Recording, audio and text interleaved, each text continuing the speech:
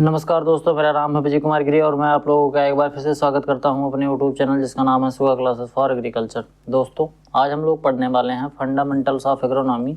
इसका आज हम लोग 9वां लेक्चर पढ़ने वाले हैं, जिसमें हम लोग आज पढ़ेंगे बीड मैनेजमेंट के बारे में। इसके साथ साथ हम पढ़ेंगे हर्बिसाइड और उसके क्लासिफिकेशन के बारे में।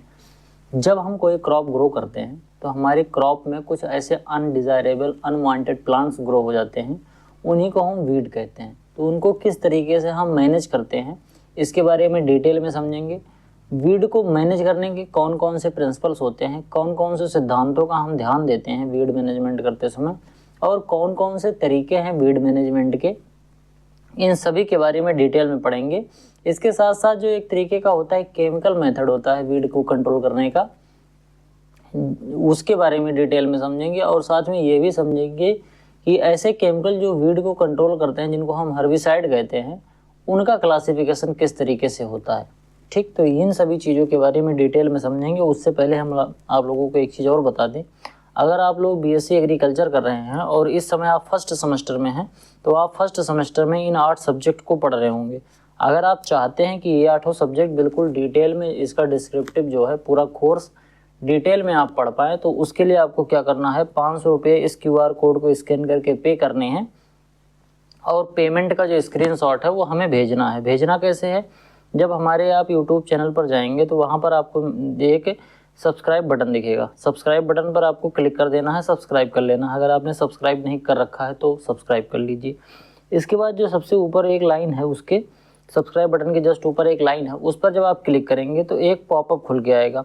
उस पॉपअप पे आपको ये 3 लिंक दिखने को मिलेंगे। उसमें से जो सबसे नीचे वाली लिंक है जिसमें लिखा है सेंड योर पेमेंट स्क्रीनशॉट, जब आप इस पर क्लिक करेंगे तो ये आपको रीडायरेक्ट कर देगा टेलीग्राम पे। अगर आपने टेलीग्राम नहीं डाउनलोड कर रखा है तो पहले आप टेलीग्राम डाउनलोड कर लीजिए, उस पर अकाउंट बना लीजिए। उसके बाद तब इस लिंक पर क्लिक करिए। जब आप इस लिंक पर क्लिक करेंगे तो ये आपको रीडायरेक्ट कर देगा टेलीग्राम पे, और टेलीग्राम पे फिर आपको पेमेंट का स्क्रीनशॉट जो आपने 500 रुपये पे किए हैं उसको भेजना है। इसके साथ साथ आपको अपना मोबाइल नंबर भेजना है, जिस मोबाइल नंबर से आप टेलीग्राम चला रहे हैं। इसके बाद मैं आपको एक ग्रुप में ऐड कर दूंगा। उस ग्रुप पे जो प्रीमियम कंटेंट मिलता है, जो केवल और केवल उन लोगों को मिलता है जिन्होंने कोर्स को परचेज कर रखा है। तो अगर आप चाहते हैं इस तरीके से पढ़ना, बिल्कुल डिटेल में फर्स्ट सेमेस्टर के जो सभी कोर्सेज हैं डिटेल में अगर पढ़ना चाहते हैं, जिससे आपका फंडामेंटल अच्छे से मजबूत हो जाए, तो आप मात्र 500 रुपये में पढ़ सकते हैं। चलिए आगे बढ़ते हैं, आज के लेक्चर पर आते हैं। आज का लेक्चर जो अपना है वो है वीड मैनेजमेंट। वीड मैनेजमेंट पढ़ने से पहले हम लोगों को एक बहुत इंपॉर्टेंट चीज़ होती है वो समझ लेना चाहिए, और वो है क्रॉप वीड कंपटीशन। मतलब जो हम क्रॉप ग्रो करते हैं उनमें और जो वीड उसमें ग्रो हो जाते हैं हमारी फील्ड में, इनके बीच में किस तरीके से इंटरेक्शन होता है, किस तरीके से ये कंपटीशन करते हैं, इनके बारे में थोड़ा सा समझें। तो सबसे पहला होता है इंटरफेरेंस। इंटरफेरेंस का मतलब ये एक तरीके का हानिकारक इफेक्ट होता है, यानी कि एक जो स्पीसीज होती है वो दूसरे स्पीसीज पर हानिकारक प्रभाव डालती है। कहने का मतलब ये है, it is a detrimental effect, बोले तो हानिकारक effect of one species on another resulting from there interaction with each other. जब ये एक दूसरे के साथ इंटरेक्शन करते हैं तो ये क्या करते हैं कि एक स्पीसीज दूसरे स्पीसीज पर क्या करता है, हानिकारक प्रभाव डालता है। जबकि अगर ये दोनों प्लांट दूर दूर रहेंगे तो कोई प्रभाव नहीं डालते हैं। Interaction generally involve competition and amensalism. ये जो इंटरेक्शन होता है क्रॉप के बीच में और वीड के बीच में, उस इंटरेक्शन की वजह से क्या होता है, कंपटीशन होता है और एमेंसलिज्म होता है। कंपटीशन का इन द सेंस ऑफ कि कंपटीशन इनमें न्यूट्रिएंट के लिए होगा, स्पेस के लिए होगा, एयर के लिए होगा, और इसके साथ साथ लाइट के लिए होगा, इन तमाम चीज़ों के लिए, वाटर के लिए होता है। तो ये ढेर सारे कंपटीशन होने लगते हैं। फिर हम बात करेंगे commensalism. Commensalism, this is the relationship between unrelated organism, different species in which one derives food और benefit from the associated while the other remain unaffected। कहने का मतलब ये है कि इसमें क्या होता है कि जब एक ऑर्गेनिज्म अपने लिए फूड बनाता है तो एक वो उसके लिए अफेक्टेड हो सकता है या वो एक ऑर्गेनिज्म के लिए बेनिफिशियल हो सकता है, जबकि जो दूसरा ऑर्गेनिज्म है उसके ऊपर कोई प्रभाव ना पड़े। कहने का मतलब एक रहेगा, जैसे मान लो दो साथ में है, एक अपना भोजन बना रहा है तो उसको दूसरा जो उसमें स्पीसीज है उस पर कोई प्रभाव नहीं पड़ रहा है। इस तरीके से समझो जैसे इसमें एक नेगेटिव प्रभाव पड़ रहा था, इसमें नहीं पड़ रहा है। अब बात करते हैं कंपटीशन की। यहाँ पर जो इन्वॉल्व कंपटीशन हो रहा था इंटरफेरेंस की वजह से, इस कंपटीशन की बात करें तो कंपटीशन में बोलते हैं एलिलोस्पोली। क्या होता है? एलिलोस्पोली। इसको बोलते हैं competition. It is the relationship between two plants, चाहे वीड या क्रॉप हो, चाहे एक क्रॉप में कोई दूसरी क्रॉप उग गई हो, या कोई एक खरपतवार का दूसरे खरपतवार, इन सबके बीच में जो कंपटीशन होता है। जैसे मान लो आपने कोई एक क्रॉप ग्रो कर रखी है, अब उस क्रॉप में कोई एक वीड ग्रो हो गया तो उनके बीच में कंपटीशन होगा। या मान लो आपने एक क्रॉप ग्रो कर रखी है, उसमें कोई अनवांटेड क्रॉप ग्रो हो गई, उनके बीच में कंपटीशन होगा। या एक खरपतवार था, उसमें एक दूसरा खरपतवार आ गया, तो उन दोनों खरपतवार के बीच में आपस में उनका किस तरीके का कंपटीशन होगा, इन सब चीज़ों के बारे में जानेंगे। In which the supply of growth factor falls below their combined demand for normal growth and development. The growth factor completed for includes water, nutrient, light, space, air and gases, oxygen and carbon dioxide. ध्यान से समझना, जब competition होता है, जैसे मान लो कि हमने आपको कोई एक सोर्स दिया, मान लो हमने लिमिटेड मात्रा में आपको पानी दे दिया, मान लो कि आपको भोजन चाहिए, ठीक। अब आपको भोजन चाहिए तो मैंने एक थाली लगा के दे दिया। अगर उसी थाली में खाने वाले दो लोग हो जाएंगे तो दोनों लोग आपस में कंपटीशन करेंगे, तो दोनों का जो डिमांड है वो पूरी नहीं होगी। इसी तरीके से चाहे वीड और क्रॉप हो, या क्रॉप टू क्रॉप हो, या फिर बीड टू बीड हो, अगर ये दो हो जाते हैं और हमारे पास केवल एक की पूर्ति करने का संसाधन है, तो अगर ये दो हो जाते हैं तो दोनों आपस में कंपटीशन करने लगते हैं। जितने भी इनके ग्रोथ फैक्टर्स होते हैं जिनकी वजह से ये ग्रोथ कर पाते हैं, जैसे न्यूट्रिएंट जो है एक तरीके का ग्रोथ फैक्टर है, वाटर जो है वो एक तरीके का ग्रोथ फैक्टर है, तो वाटर, न्यूट्रिएंट, लाइट, स्पेस, इन सब में कंपटीशन होने लगता है। और जो इन सभी चीज़ों को ज़्यादा मात्रा में कंज्यूम कर पाता है, अल्टीमेटली वो अच्छे से ग्रो हो जाएगा, और दूसरा जो अच्छे से नहीं कंज्यूम कर पाएगा वो धीरे धीरे सप्रेस होता जाएगा और दबता चला जाएगा। जिससे अगर ये, और अधिकतर केस में ये क्रॉप के साथ होता है, हम जो क्रॉप ग्रो कर रहे होते हैं उसके साथ होता है। इस वजह से वीड अच्छे तरीके से ग्रो हो जाता है, जबकि क्रॉप अच्छे तरीके से ग्रो नहीं हो पाती और हमको लॉस हो जाता है, हमारी जो यील्ड होती है वो अच्छे तरीके से नहीं हो पाती है। अगर हम बात करें कंपटीशन की, तो वो दो तरीके का कंपटीशन होता है। एक कंपटीशन तो होता है जिसको हम एरियल कंपटीशन बोलते हैं, जो कि ग्राउंड के ऊपर होता है, जैसे लाइट के लिए कंपटीशन, या फिर कार्बन डाइऑक्साइड के लिए, या एयर के लिए कंपटीशन। इन सब चीज़ के, यानी कि जो अर्थ के ऊपर जो कंपटीशन होता है वो किस वजह से होता है, उसको बोलते हैं एरियल कंपटीशन या फिर एबव ग्राउंड कंपटीशन। वहीं कुछ ऐसे भी कंपटीशन होते हैं जो ज़मीन में होते हैं, यानी कि मिट्टी में होते हैं। ये खरपतवार और जो आपकी क्रॉप है, इनके बीच के कंपटीशन की बात यहाँ पर हो रही है। बिलो ग्राउंड में, जिसको हम सब टेरेन कंपटीशन बोलते हैं, इसमें अगर हम बात करें तो जैसे वाटर है, वाटर भी ज़मीन से ही लेगा पौधा। इसके साथ साथ न्यूट्रिएंट है, ऑक्सीजन है, ऑक्सीजन भी जो पौधे होते हैं उनकी जड़ों से ऑक्सीजन जाया करता है। तो इन सब चीज़ के लिए जो कंपटीशन होता है वो बिलो ग्राउंड होता है। तो ये दो तरीके के कंपटीशन पाए जाते हैं, एक तो एबव ग्राउंड होता है और दूसरा बिलो ग्राउंड होता है। इसके बाद फॉर्म ऑफ कंपटीशन, कंपटीशन किस तरीके का होता है, कौन से फॉर्म में होता है। एक तो होता है इंट्रा स्पेसिफिक कंपटीशन, जैसे सेम प्लांट की जब स्पीसीज होती हैं उनमें जो कंपटीशन होता है तो उसको हम बोलते हैं इंट्रा स्पेसिफिक कंपटीशन। जैसे competition for growth factor among individuals of same plant species. मान लो कोई एक प्लांट की स्पीसीज है, बोले तो ऐसे समझ लो कि एक धान का पौधा है और दूसरे धान के पौधे से कंपटीशन कर रहा है, तो उसको हम क्या बोलेंगे, इंट्रा स्पेसिफिक कंपटीशन। उसके बाद एक होता है इंटर स्पेसिफिक कंपटीशन। इसमें डिफरेंट प्लांट की स्पीसीज के बीच में, जैसे मान लो कि क्रॉप और बीड के तरीके से, जैसे इसमें जो इंट्रा स्पेसिफिक था, इसमें एक धान के पौधे का दूसरे धान के पौधे से कंपटीशन हो रहा था।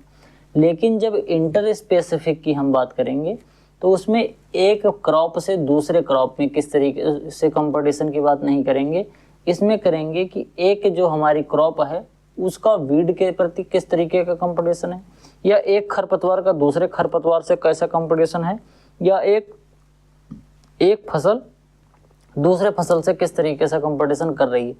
यानी कि इसमें दोनों फसलें, दोनों चीज़ें अलग अलग होती है। दो पौधे हैं और दोनों बिल्कुल डिफरेंट होंगे, जबकि इंट्रा स्पेसिफिक में इनकी जो स्पीसीज होती है वो सेम होती है। हो सकता है कि जीनस अलग हो जाए, तो सॉरी, इनका जो जीनस और स्पीसीज होती है वो दोनों एक ही, जैसे मान लो एक धान का दूसरे धान से हो जाए, इस तरीके से होता है। बात करते हैं critical period for weed competition and interference. ध्यान से समझना, जब हम फसल को ग्रो करते हैं तो फसल को ग्रो करते समय वीड ग्रो होता है। अब कोई ऐसी कंडीशन होती है क्रॉप में कि अगर उस कंडीशन में वीड का ग्रोथ ज़्यादा हो जाए तो हमारी क्रॉप जो है वो ज़्यादा इकोनॉमिक लॉस फेस करती है। अगर वो स्टेज अगर क्रॉप पार कर जाए, इसके बाद अगर वीड का ग्रोथ हो तो उतना ज़्यादा इकोनॉमिक लॉस नहीं होता है। एग्जाम्पल से समझाता हूँ, अच्छे से समझ में आ जाएगा। जैसे मान लो हमने गन्ने की खेती कर रखी है, गन्ने की खेती बोले तो शुगर केन की खेती कर रखी है। अब शुगर केन की खेती में अगर इनिशियल स्टेज में बोले तो जब हमने सोइंग करी है या ट्रांसप्लांटिंग जिसको हम कहते हैं, जब गन्ने की हम ट्रांसप्लांटिंग करते हैं उससे लगभग 2 महीने के आसपास तक इसमें जर्मिनेशन होता है। जर्मिनेशन काफ़ी लंबा होता है, तो बड़ी देर तक जर्मिनेशन होगा शुगर केन में। अब 2 महीने तक मिट्टी की ऊपरी परत पे कुछ नहीं दिखेगा, कहीं कहीं पर थोड़े थोड़े आँख निकले दिखेंगे, प्रोपोगल्स निकलने दिखेंगे, कहीं कहीं पर एक आध पौधे छोटे छोटे निकलते हुए दिखेंगे जिनको अंकुर बोलते हैं। इसके बाद पूरी जमीन बिल्कुल खाली पड़ी रहती है। तो वो जमीन खाली पड़ी है, अगर उस समय वीड का ग्रोथ हो जाए, वहाँ पर खरपतवार अच्छे से उग जाएं, तो ये खरपतवार जितना न्यूट्रिएंट आप गन्ने को देंगे वो सभी ये खरपतवार ले लेंगे और ये इतना ज़्यादा ग्रो हो जाएंगे कि जो हमारा गन्ना है वो अच्छे से ग्रो ही नहीं हो पाएगा। यानी कि गन्ने का जो इनिशियल स्टेज है, अगर उस स्टेज में हमने खरपतवार को नहीं कंट्रोल किया तो हमारा गन्ना बिल्कुल ख़राब हो जाएगा। तो एक तरीके का क्रिटिकल पीरियड होता है उस क्रॉप के लिए कि उसमें वीड अगर ज़्यादा ग्रो हो गया तो हमारा इकोनॉमिक लॉस हो जाएगा। वहीं अगर हम बात करें जब जुलाई का महीना आ जाता है, तो जुलाई के महीना तक आते आते जो हमारा गन्ना होता है उसकी हाइट काफ़ी बढ़ चुकी होती है। तब उसके बाद जब गन्ने में खरपतवार होता है तो वो हमारे गन्ने को उतना ज़्यादा प्रभावित नहीं कर पाता है। कहने का तात्पर्य ये है कि जब गन्ना छोटा था तो उस समय उसमें खरपतवार जो लग रहे थे वो गन्ने को ज़्यादा नुकसान कर रहे थे। वहीं अगर जब गन्ना हमारा बड़ा हो गया तब जब उसमें खरपतवार लग रहे हैं तो वो उतना ज़्यादा नुकसान नहीं कर रहे हैं। तो इसी को हम बोलते हैं critical period for weed competition. ये जो हमारे खरपतवार होते हैं ये हमारी फसलों को सबसे टफ कंपटीशन कब देते हैं, उसी को बोलते हैं। ये 2 तरीके से हो सकता है। इसमें the length of time weed can remain in the crop before interference begin. कहने का मतलब ये है कि ये खरपतवार हमारे फसलों में तब तक रह सकते हैं जब तक हमारी फसलों को इंटरफेयर नहीं करते हैं। जैसे एग्जाम्पल से आपको समझाऊं, आपने गन्ने की बुआई करी, ठीक। अब गन्ने की बुआई के 1 महीने तक तो कुछ भी नहीं दिखने वाला उसमें। तो अगर 1 महीने तक खरपतवार हो भी जाएंगे, खेत में अगर उग भी जाएंगे, तो 1 महीने में वो बहुत ज़्यादा बड़े नहीं होंगे। समझ पा रहे हो? बहुत ज़्यादा बड़े नहीं होंगे तो उनकी न्यूट्रिशनल रिक्वायरमेंट ज़्यादा नहीं होगी। मैं केवल 1 महीने की बात कर रहा हूँ, मतलब अभी जो जर्मिनेशन है वो ज़मीन पर दिखना शुरू भी नहीं हुआ है। लेकिन अब क्योंकि हमने जुताई बुआई करके कायदे से सब सेट कर दिया है तो खरपतवार तो निकलना स्टार्ट हो जाते हैं दूसरे दिन से ही। तो उस कंडीशन में जब हमारे पास 1 महीने 40 दिन का जो ये पीरियड होता है, जब हमारे जो अंकुर होते हैं वो ऊपर नहीं निकले होते हैं गन्ने के, उस समय कोई भी कंपटीशन नहीं होता है, कोई भी इंटरफेरेंस वो गन्ने में नहीं डालता है खरपतवार। तब तक वो पड़ा रहने देना चाहिए, ठीक। 1 महीने तक वो पड़ा रहेगा। इसके बाद जैसे ही हमको लगेगा कि अब जो गन्ना है ये ऊपर आने वाला है, तब हम मान लेंगे कि अब इसको हमें इरेडिकेट कर देना चाहिए, अब हमें मैनेजमेंट इसका करना चाहिए। मतलब एक स्टेप तक, जब तक टाइम था, ऐसा टाइम जब वीड क्रॉप में था लेकिन इंटरफेरेंस नहीं शुरू किया था। मतलब हमारे गन्ने में खरपतवार तो था लेकिन उस खरपतवार ने गन्ने में कोई इंटरफेरेंस नहीं करा। नीचे गन्ना ग्रो हो रहा है धीरे धीरे वो जर्मिनेट करने के लिए, और ऊपर थोड़ा मोड़ा खरपतवार है तो ज़्यादा नुकसान नहीं कर पा रहा है, कोई इंटरफेरेंस डायरेक्ट नहीं कर पा रहा है। लेकिन जब length of time that weed emerge must be prevented so that subsequent weed growth does not reduce crop yield, यानी कि अब जब हमारा गन्ने का ग्रोथ स्टार्ट हो गया है, गन्ना उग गया है, जर्मिनेशन उसका हो गया है, अगर उस कंडीशन में आने के बाद अगर हम वीड को नहीं रोकेंगे तो वो वीड धीरे धीरे हमारा जो गन्ना है उसका इकोनॉमिक जो यील्ड है उसको घटाना शुरू कर देगा। तो यानी कि उस कंडीशन में हमको फिर वीड को रोकने का काम कर ही देना चाहिए। यानी कि 1 महीने 40 दिन तक अगर खरपतवार है तो कोई ज़्यादा दिक्कत नहीं होने वाली, लेकिन उसके बाद अगर जो है गन्ने में तो उसमें हमको डाल देना चाहिए, क्योंकि अब वो क्रिटिकल स्टेज आ गई। अगर उस समय गन्ने में खरपतवार रह गया तो गन्ना खराब कर जाएगा।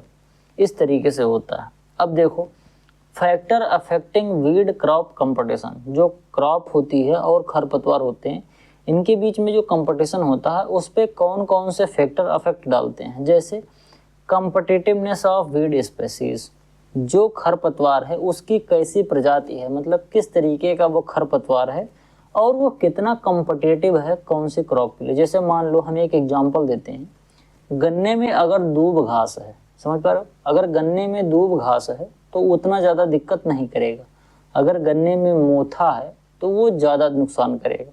इस तरीके से हम देखते हैं कि कॉम्पिटिटिवनेस कौन से वीड की ज़्यादा है, तो जिस वीड की कॉम्पिटिटिवनेस ज़्यादा होगी यानी कि वो चीज़ों में कंपटीशन ज़्यादा करेगा, हमारा जो फसल है उससे कंपटीशन ज़्यादा करेगा अगर कंपटीटिवनेस ज़्यादा होगी। अब कंपटीशन ज़्यादा करेगा तो मतलब हमारे क्रॉप को नुकसान ज़्यादा होगा। तो एक चीज़ तो ये होती है, ये भी काफ़ी ज़्यादा अफेक्ट डालता है कि कंपटीटिवनेस किस तरीके का है जो खरपतवार उसमें उगा हुआ है। इसके बाद वीड की डेंसिटी कितनी है और वीड का वेट कितना है। बोले तो वीड जो निकला हुआ है हमारे खेत में वो कितना ज़्यादा निकला है। अगर थोड़ा मोड़ा है तो कोई दिक्कत नहीं है, जितना ज़्यादा होगा उतना ही ज़्यादा प्रभाव डालेगा। तो ये भी एक फैक्टर होता है कि वीड की डेंसिटी कितना है, कितना ज़्यादा खरपतवार है।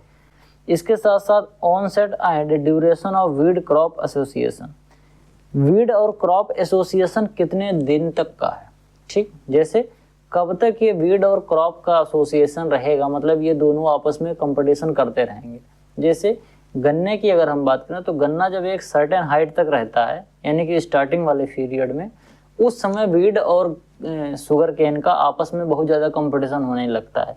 लेकिन जब गन्ना एक सर्टेन हाइट पर पहुंच जाता है जुलाई के महीने तक, तब उस समय गन्ने में जो खरपतवार का जो कंपटीशन है वो थोड़ा सा कम हो जाता है। इसके साथ साथ जो ग्रोथ फैक्टर है, ग्रोथ फैक्टर बोले तो हमारे अंदर हमारे खेत में जो न्यूट्रिएंट है, सॉयल न्यूट्रिएंट है, वाटर है, एयर है, स्पेस है, लाइट है, इन सब ये सब क्या कहलाते हैं, ये सभी ग्रोथ फैक्टर्स कहलाते हैं। ये किस तरीके से हैं, अगर अबेंडेंट मात्रा में रहेंगे तो दोनों पाते जाएंगे और नहीं रहेंगे तो ऐसा हो ही नहीं सकता कि सभी चीज़ें बराबर मिल जाए। अगर दोनों को अच्छे से न्यूट्रिएंट मिल जाएगा तो खरपतवार बहुत ज़्यादा उग जाएगा, तो स्पेस के लिए कंपटीशन ज़्यादा हो जाएगा। तो इस तरीके से कभी सभी चीज़ें बराबर नहीं हो सकती। अल्टीमेटली अगर दोनों ही रहेंगी तो हमारी फसलों का नुकसान होगा ही होगा। तो ये तो होता है। उसके बाद type of crop and seedling rate, कौन सी टाइप की क्रॉप ग्रो कर रहे हैं। जैसे अगर गन्ना ग्रो कर रहे हैं तो गन्ना को ग्रो करते समय उसमें दूसरे खरपतवार होंगे। अगर हम राइस की कल्टीवेशन कर रहे हैं तो उसमें दूसरे खरपतवार होंगे। गेहूं की कल्टीवेशन कर रहे हैं तो उसमें अलग अलग तरीके के खरपतवार होंगे। तो ये भी डिपेंड करता है।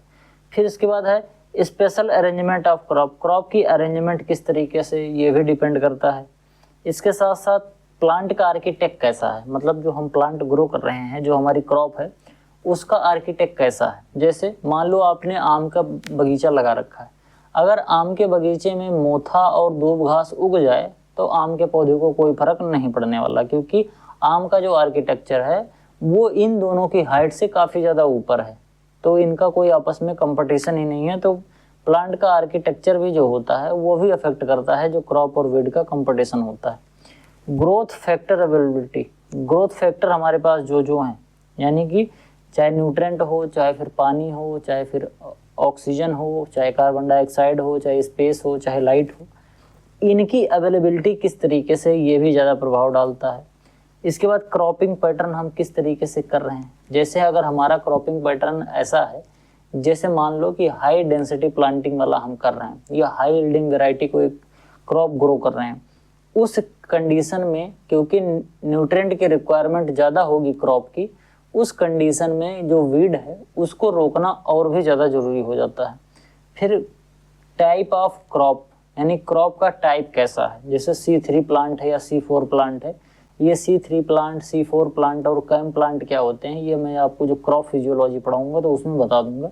तो ये भी एक फैक्टर होता है जो कि क्रॉप और बीड के कंपटीशन का एक अच्छा फैक्टर माना जाता है। फिर आगे हम क्रॉप की वेराइटीज़ जैसी होती हैं, जैसे टॉलरेंस है या फिर रेजिस्टेंस है या एग्रेसिवनेस है, ये सब जो चीज़ें होती हैं ये भी एक अच्छा इफेक्ट डालती हैं क्रॉप और वीड का कंपटीशन में। ये सभी चीज़ें ऐसी हैं जो क्रॉप और वीड में जो कंपटीशन होता है ये इन्हीं सब की वजह से ही होता है।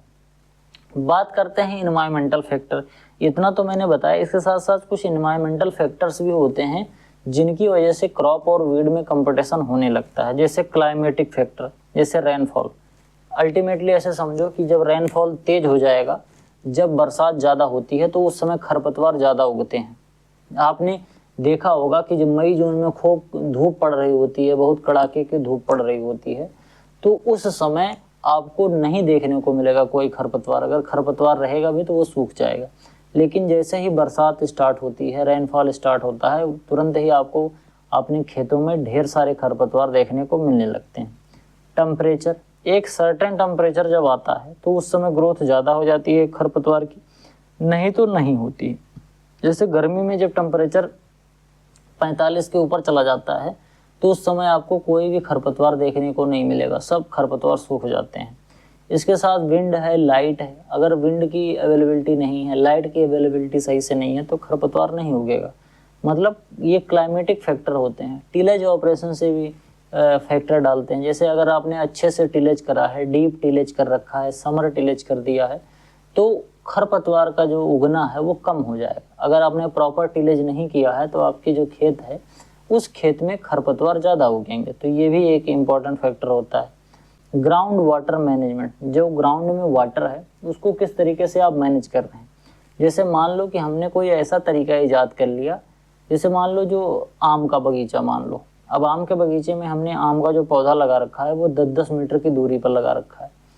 अब हम जब आम को पानी दे रहे हैं तो क्या कर रहे हैं कि आम को जो पानी दे रहे हैं वो केवल आम का जो एक रिंग बेसिन मेथड लगा देंगे और केवल आम के चारों तरफ ही पानी देंगे। तो अगर आप इमेजिन करिए कि केवल आम के चारों तरफ पानी दिया जा रहा है तो बाकी बहुत ढेर सारा ऐसा एरिया बचेगा जहाँ बिल्कुल भी पानी नहीं मिलेगा।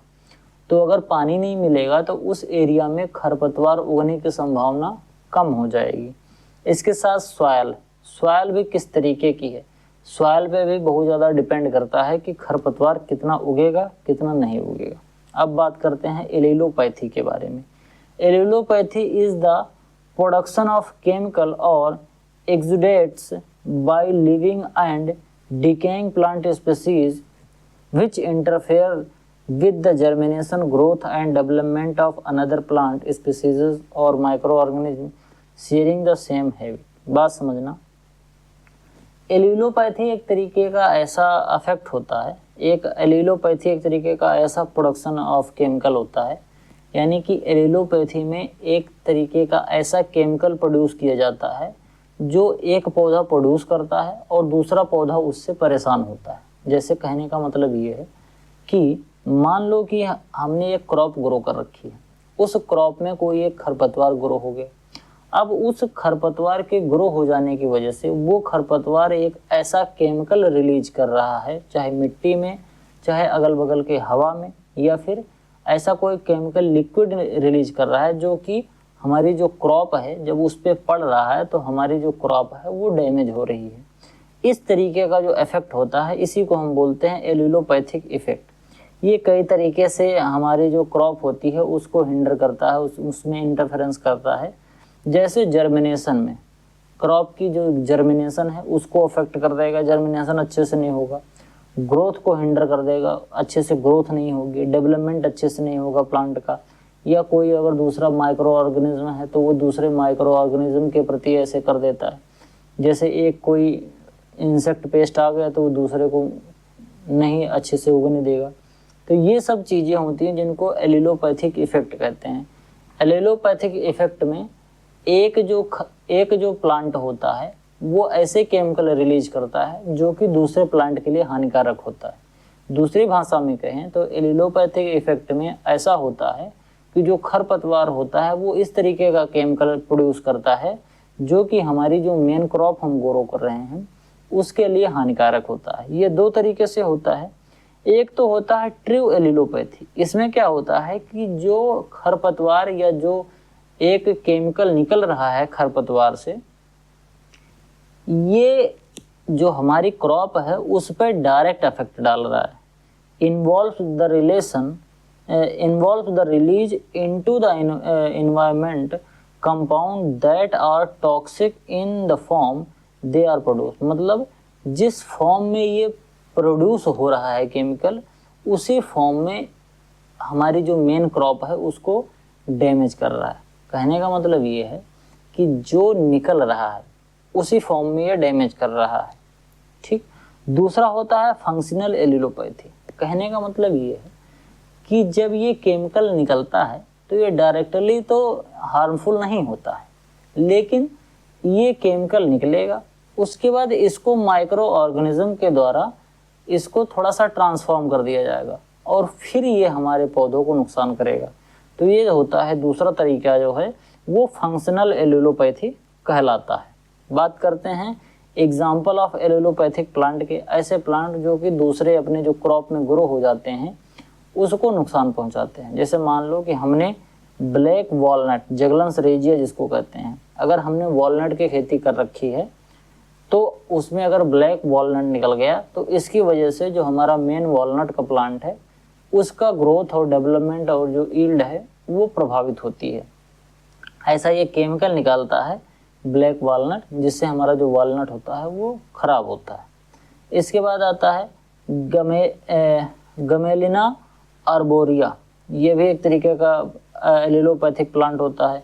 इसके बाद आता है सोरगम बाइकलर होता है, कसूरिना होता है, लेंटाना कैरना होता है, आइपिराटा सिलेंड्रिका होता है। ये जो इसका जो आइपिराटा सिलेंड्रिका होता है इसका जो एलिलोपैथिक इफेक्ट है वो किस में मिलेगा बोले तो टोमेटो में, कुकुम्बर में, मेज, राइस, काउपी और पीपर में। ध्यान से समझना। ये जो होता है एम्पिराटा सिलेंड्रिका, ये जो ऐसे केमिकल को रिलीज करता है, ये एक तरीके का खरपतवार है जो कि क्या करता है, ऐसे केमिकल्स को रिलीज करता है जो केमिकल्स टोमेटो को, कुकुम्बर को, मेज और राइस, काउपी और पेपर, इन सब की ग्रोथ को रोकते हैं। मतलब अच्छे तरीके से ग्रोथ और डेवलपमेंट नहीं होगा, वो किसी भी तरीके से हो सकता है कि न्यूट्रिएंट अच्छे से ना मिल पाए। दूसरा हो सकता है कि एक ऐसा केमिकल डाल दे जिससे हमारे पौधे में बीमारी हो जाए। ऐसा भी हो सकता है कि ऐसा कोई केमिकल डाल दे कि इसमें प्रॉपर पॉलिनेशन ना हो पाए, या फल खराब हो जाए, या सही से सीड फॉर्मेशन ना हो। किसी भी तरीके से ये हिंड्रेंस उत्पन्न कर सकता है। बात करते हैं साइप्रस एस्कुलेंटस। ये इसका जो एलिलोपैथिक इफेक्ट होता है वो आपको राइस और मेज में देखने को मिलेगा। इसके बाद साइप्रस रोटेंडस होता है, इसका एलिलोपैथिक जो इफेक्ट होता है वो आपको बार्ले में देखने को मिलेगा। अब हम बात करते हैं पैरासिटिज्म की। ये भी एक तरीके का एलिलोपैथिक इफेक्ट में ही आएगा। एक टर्मिनोलॉजीज होती हैं। पैरासिटिज्म क्या होता है, ये एक तरीके का ये रिलेशनशिप होता है किसी पैरासाइट में और उसके होस्ट में। ठीक, मान लो एक पैरासाइट है और एक होस्ट है, उनके बीच में जो रिलेशनशिप होता है उसको हम बोलते हैं पैरासिटिज्म। ध्यान से समझना। मान लो एक पैरासाइट है जो हमारे सर में जूं रहता है, हमारे सर में जो जू रहता है एक पैरासाइट है, परजीवी है, और हम क्या हैं, एक होस्ट हैं। तो हमारे और जू के बीच में जो रिलेशन है उसी को हम बोलते हैं पैरासिटिज्म बोलते हैं।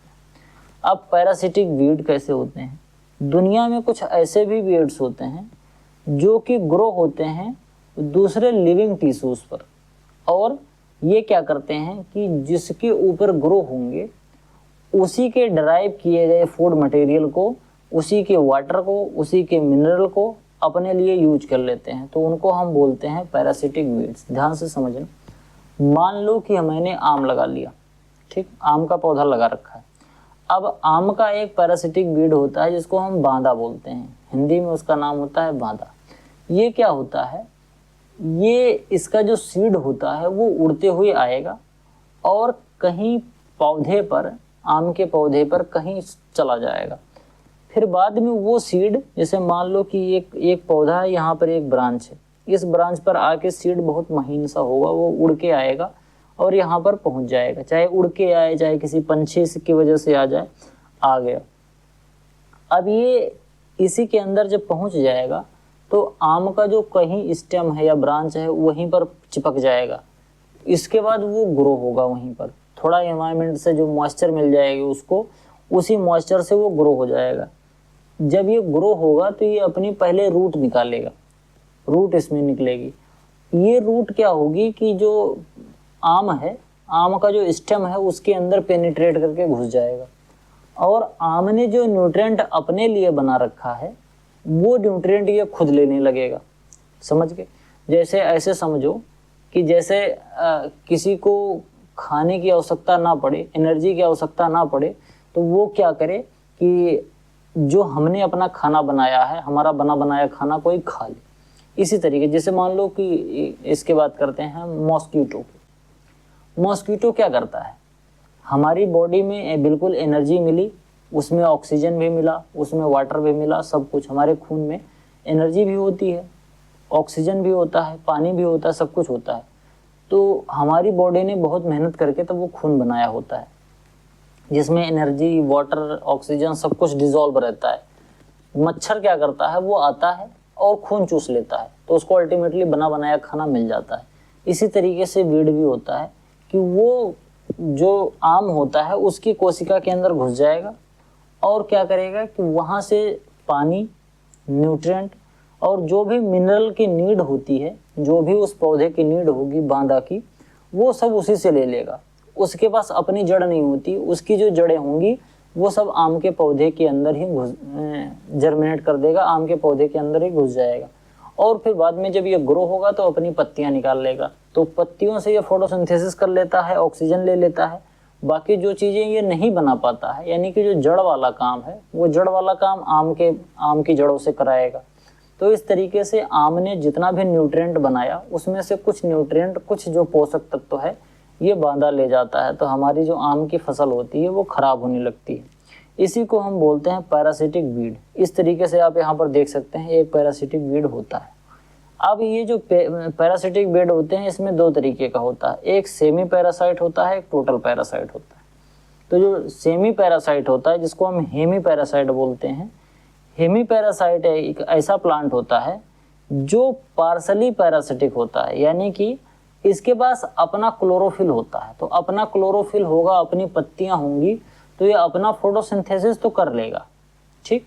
बाकी कुछ जो रिक्वायरमेंट है, पत्तियों वाली जो रिक्वायरमेंट है, ये तो खुद से पूरी कर लेगा। लेकिन क्योंकि इसमें जड़ें नहीं हैं, तो ये जड़ वाली जितनी भी रिक्वायरमेंट है, चाहे जो न्यूट्रिएंट का ऑब्जर्वेशन होता है, एब्जॉर्बेशन होता है, या फिर ऑक्सीजन जो एब्जॉर्ब किया जाता है, या फिर पानी जो एब्जॉर्ब किया जाता है, ये सभी चीज़ें ये जिस प्लांट पे चिपका हुआ है उस प्लांट से ले लेगा। तो इसीलिए इसको सेमी पैरासिटिक बोलते हैं, यानी कि थोड़ा सा ये दूसरे से मांग लेता है और थोड़ा सा खुद से बना लेता है। आगे बात करते हैं होलो पैरासिटिक। बोले तो ये पूरी तरीके से पैरासिटिक होते हैं, ना तो ये कुछ बना पाते हैं, और जिसे आप यहाँ पर देख पा रहे हो, ये आपको जो यहाँ पर एक पौधा दिख रहा है, ये पौधा ये एक हेमी पैरासाइट यानी कि सेमी पैरासाइट है, जिसका स्ट्राइका कहा जाता है। इसमें आप ध्यान से देखेंगे तो ये आपको यहाँ पत्तियाँ और फूल दिख रहे होंगे। अब इसमें ऊपर तो सब कुछ है, लेकिन नीचे इसकी जो जड़ें हैं ये जड़ नहीं है, कहने का मतलब कि ये इसकी जो जड़ें हैं ये किसी दूसरे पौधे के अंदर घुसी हुई हैं। इसकी जड़ें ज़मीन में नहीं रहती हैं, ये किसी दूसरे पौधे के अंदर घुस जाती हैं और वहाँ से न्यूट्रिएंट लेती रहती हैं। तो ये स्ट्राइगा एक तरीके का सेमी पैरासाइट होता है। अब बातें हैं टोटल पैरासाइट, जिसको होलो पैरासाइट बोलते हैं, जिसमें आपका आता है आरोबैंकी। आरोबैंकी इस तरीके से होता है, इसमें क्लोरोफिल भी नहीं होता। कहने का मतलब ये फोटोसिंथेसिस भी नहीं कर पाएंगे और इनके अंदर जो जड़ होती है वो भी डायरेक्ट सॉइल में नहीं होती है। यानी कि ये टोटल अपना जो न्यूट्रिएंट होता है, अपना जो टोटल पोषक तत्व होते हैं, चाहे फिर वो लाइट हो, चाहे वाटर हो, चाहे न्यूट्रिएंट हो, कुछ भी हो, ये अपने होस्ट प्लांट से लेते हैं, उसी में अपनी जड़ घुसेड़ देंगे और वहीं से फिर चूस चूस के लेते रहेंगे। इसको हम बोलते हैं होलो पैरासाइट। अब बात करते हैं obligate parasite. A plant which can not establish and develop without A host. Obligate ऐसे होते हैं अगर इनको कोई होस्ट नहीं मिला तो ये अपना सही से चल भी नहीं पाएंगे, मतलब इनकी लाइफ साइकिल ही नहीं कंप्लीट होगी, ये ग्रो ही नहीं होंगे। जैसे आरोबैंकी, अगर इस पौधे को कोई एक होस्ट ना मिले, होस्ट का मतलब जैसे अगर हमारे सर में जूं है तो हमारे सर में जो जूं है वो पैरासाइट हो गया और मैं क्या हो गया, होस्ट हो गया। तो इसी तरीके से अगर इस आरोबैंकी को कोई होस्ट ना मिले जिस पे ये अपनी जड़ को घुसेड़ के फिर वहाँ से न्यूट्रिएंट ना ले पाए, तो इसका मतलब ये है कि वो अपना लाइफ साइकिल पूरा नहीं कर पाएगा। तो उसी को हम बोलते हैं ऑब्लिगेट पैरासाइट। इसके बाद दूसरा आता है फैकल्टेटिव पैरासाइट। फैकल्टेटिव पैरासाइट ऐसे पैरासाइट्स होते हैं जो कि अपना काम खुद से कर लेते हैं। ठीक, अपना काम खुद से बोले तो अपनी फोटोसिंथेसिस भी कर लेंगे, इनमें जड़ें भी होती हैं तो ये अपना मिट्टी से पोषक तत्व भी ले लेते हैं, पानी ले लेते हैं। लेकिन अगर इनको कहीं से मिल जाए, समझ पा रहे हो, अगर इनको कहीं से ऐसा मिल जाए कोई एक ऐसा पौधा जहाँ से ये न्यूट्रिएंट ले पाएँ तो ये वो भी कर लेते हैं। मतलब ये दोनों तरीके के होते हैं। ये फैकल्टेटिव का मतलब ही यही होता है, इनके पास विकल्प होता है, ये खुद भी अपना जीवन यापन कर सकते हैं, लेकिन अगर इनको कोई होस्ट मिल गया तो उसमें अपनी जड़ें घुसेड़ देंगे, घुसा देंगे और उसके बाद फिर क्या करेंगे, वहाँ से न्यूट्रिएंट एब्जॉर्ब करके अपना काम करते रहेंगे, फिर अच्छे तरीके से ये ग्रो करेंगे। तो इस तरीके के जो होते हैं उनको फैकल्टेटिव पैरासाइट बोलते हैं। फिर इसके बाद आता है प्रीडेशन। प्रीडेशन कुछ ऐसे भी पौधे होते हैं, आप लोगों ने देखा होगा, ऐसे जो दलदलीय पौधे होते हैं जहाँ की मिट्टी में नाइट्रोजन की कमी होती है। ये पौधे अपने नाइट्रोजन की कमी को पूरा करने के लिए नरभक्षी हो जाते हैं। बोले तो कीटभक्षी पौधे, नरभक्षी तो नहीं कह सकते, कीटभक्षी पौधे। आप लोगों ने बचपन में पढ़ रखा होगा एसएसटी में, साइंस वाली बुक में, एक होता है कीटभक्षी पौधा। उसमें क्या होता है कि जब कोई कीट उनकी पत्तियों पर बैठता है तो वो अपनी पत्तियों को बंद कर लेते हैं और उसी के अंदर फिर वो जो कीड़ा होता है वो मर जाता है। तो इसी को बोलते हैं प्रीडेशन। ठीक, जैसे प्रेडिएटर होता है उसी तरीके से प्रीडेशन होता है। प्रेडिएटर जो होता है वो इंसेक्ट के अंडे, उनके लार्वा को खाता है, जबकि प्रीडेशन जो होता है ये पौधा होता है एक तरीके का जो कि इंसेक्ट को खाता है। बात करते हैं म्यूचुअलिज्म। म्यूचुअलिज्म कहने का मतलब जैसे एक म्यूचुअल अंडरस्टैंडिंग होती है कि थोड़ा तुम मेरा फ़ायदा उठाओ और थोड़ा मैं तुम्हारा फ़ायदा उठाऊं, इसी को बोलते हैं म्यूचुअलिज्म। इसमें क्या होता है कि कोई दो स्पीसीज या कोई दो ऑर्गेनिज्म, धीरे एकदम बिल्कुल सिंपल भाषा में समझो तो इसमें दो ऐसे तरीके के पौधे होते हैं, दो अलग अलग टाइप के पौधे होंगे जो कि एक साथ जब ग्रो होंगे तब ये दोनों एक दूसरे के लिए बेनिफिशियल होते हैं। जैसे मान लो एक पौधा ए है और एक पौधा बी है, ये दोनों एक ही प्रजाति के नहीं हैं, अलग अलग हैं। जैसे मान लो एक आम है, एक अमरूद है। इस तरीके से एक हाइपोथेसिस में मान लो एक पौधा ए है और एक पौधा बी है, ये दोनों जब अलग अलग ग्रो किए जाएंगे तो वो इतने अच्छे तरीके से नहीं ग्रो होंगे। लेकिन इन दोनों को अगर एक साथ में ग्रो कर दिया जाए तो ये दोनों एक दूसरे के लिए बेनिफिशियल होंगे, यानी कि ये दोनों आपस में कुछ ऐसा करेंगे जैसे एक का फ़ायदा दूसरे को होगा और दूसरे का फ़ायदा एक को होगा। इस तरीके से जो होता है उनको हम बोलते हैं म्यूचुअलिज्म। ठीक, जैसे both partners are stimulate when the interaction is on. Example के तौर पर जैसे फंगस और एल्गी, एक फंगस जो होता है वो प्रोटेक्ट करता है एल्गी को और जो एल्गी होता है वो कार्बोहाइड्रेट प्रोवाइड करता है फंगस को। समझ पा रहे हो? फंगस क्या करेगा, एल्गी को प्रोटेक्ट करेगा, और जो एल्गी होता है वो कार्बोहाइड्रेट देगा, यानी कि तुम हमें बचाओ, हम तुम्हें कार्बोहाइड्रेट देंगे। इस तरीके से फंगस और एल्गी के बीच में म्यूचुअलिज्म होता है। बात करते हैं न्यूट्रलिज्म। इसमें क्या होता है, this is the situation where plant exert no influence on one another. कहने का मतलब ये है कि ये दोनों बिल्कुल न्यूट्रल होते हैं।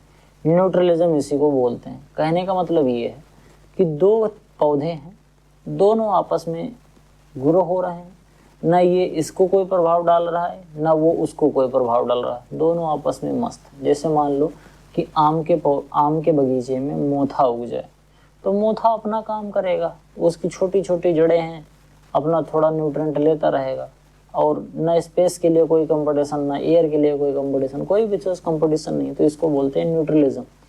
मोथा अपने में मगन रहेगा, अपने एनवायरनमेंट में, उसको अपना ग्रोथ फैक्टर मिलता रहेगा, पानी है, न्यूट्रेंट है, एयर है, स्पेस है, लाइट है, सब मिलता रहेगा, और अपना जो आम है वो अलग मस्त रहेगा। तो वो दोनों में कोई कंपटीशन नहीं होगा। तो इस तरीके से एक दूसरे पर कोई ना तो पॉजिटिव प्रभाव डालेंगे ना ही कोई नेगेटिव प्रभाव डालेंगे। फिर आता है प्रोटो कोऑपरेशन। ये होता है क्या, proto cooperation, this is a condition whereby two plants interact and affect each other reciprocally। कहने का मतलब एक बार ये पौधा दूसरे पौधे को मदद करेगा, फिर एक बार दूसरा पौधा पहले पौधे की मदद करेगा। इसी को बोलते हैं प्रोटो कोऑपरेशन। कहने का मतलब ऐसे समझो कि तुम और तुम्हारा दोस्त, दो लोग कहीं जा रहे हो, तुम थक जाओ तो तुम अपने दोस्त के कंधे पे बैठ जाओ, तुम्हारा दोस्त थक जाए तो तुम्हारा दोस्त थक जाए तो तुम अपने दोस्त को अपने कंधे पे बैठा लो। इस तरीके से काम हो रहा है। इसके साथ साथ both organism are stimulate by the association but unaffected by its absence. अगर मान लो दोनों साथ में रहेंगे तो ऐसे कर सकते हो, तुम थक जाओ तो तुम उसके कंधे पे हो जाओ, वो थक जाए तो वो तुम्हारे कंधे पे हो जाए, इस तरीके से। और अगर मान लो दोनों अलग अलग चल रहे हो, तुम अलग रास्ते जा रहे हो तो वो अलग रास्ते जा रहा है, तो भी कोई दिक्कत नहीं है। ऐसा नहीं है कि आप अपने दोस्त को सोचोगे यार अगर वो होता तो हमको ऐसा नहीं करना पड़ता, तब भी दोनों लोग अपने रास्ते पे चले जा रहे हो। तो यही होता है प्रोटो कोऑपरेशन। अगर मिल गए तो कोऑपरेशन हो गया, नहीं तो फिर तुम अपने में मस्त रहो, हम अपने में मस्त रहे। आगे बात करते हैं वीड मैनेजमेंट प्रिंसिपल्स की। वीड मैनेजमेंट प्रिंसिपल क्या होता है? Weed management refer to how weed are manipulated so that don't interfere with growth, development and economic yield of crop and animal। Weed management का सीधा प्रिंसिपल यही है कि weed को इस तरीके से मैनिपुलेट किया जाए, इस तरीके से उसको डिस्ट्रॉय कर दिया जाए जिसके वजह से हमारी फसल खराब हो रही थी, उसका अच्छे से ग्रोथ और डेवलपमेंट नहीं हो पा रहा था, उसका जो इकोनॉमिक यील्ड था वो खराब हो रहा था। इसी को हम बोलते हैं वीड मैनेजमेंट का सबसे main principle. Weed control refers to the action that seek to restrict the spread of weed and destroy or reduce their population in growth location given location। कहने का मतलब एक कोई गिवन लोकेशन है, जैसे मान लो ये खेत है, ये खेत एक लोकेशन हो गया, इस खेत के अंदर कुछ ऐसे एक्शन ले लिए जाएं जिसकी वजह से जो हमारे खरपतवार हैं उनका बढ़ना रुक जाए, उनकी स्प्रेड रुक जाए, वो डिस्ट्रॉय हो जाए या फिर उनकी पॉपुलेशन घट जाए। इसी को हम बोलते हैं वीड कंट्रोल। अल्टीमेटली कहने का यही मतलब है कि वीड की जनसंख्या को कंट्रोल करना ही वीड कंट्रोल है।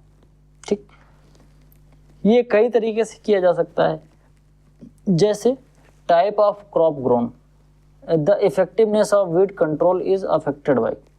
जो वीड होता है वो कितना अफेक्टिव होगा, ध्यान से समझना, कौन सा वीड किसमें कितना ज़्यादा नुकसान कर पाता है, इसी को बोलते हैं इफेक्टिवनेस वीड के लिए।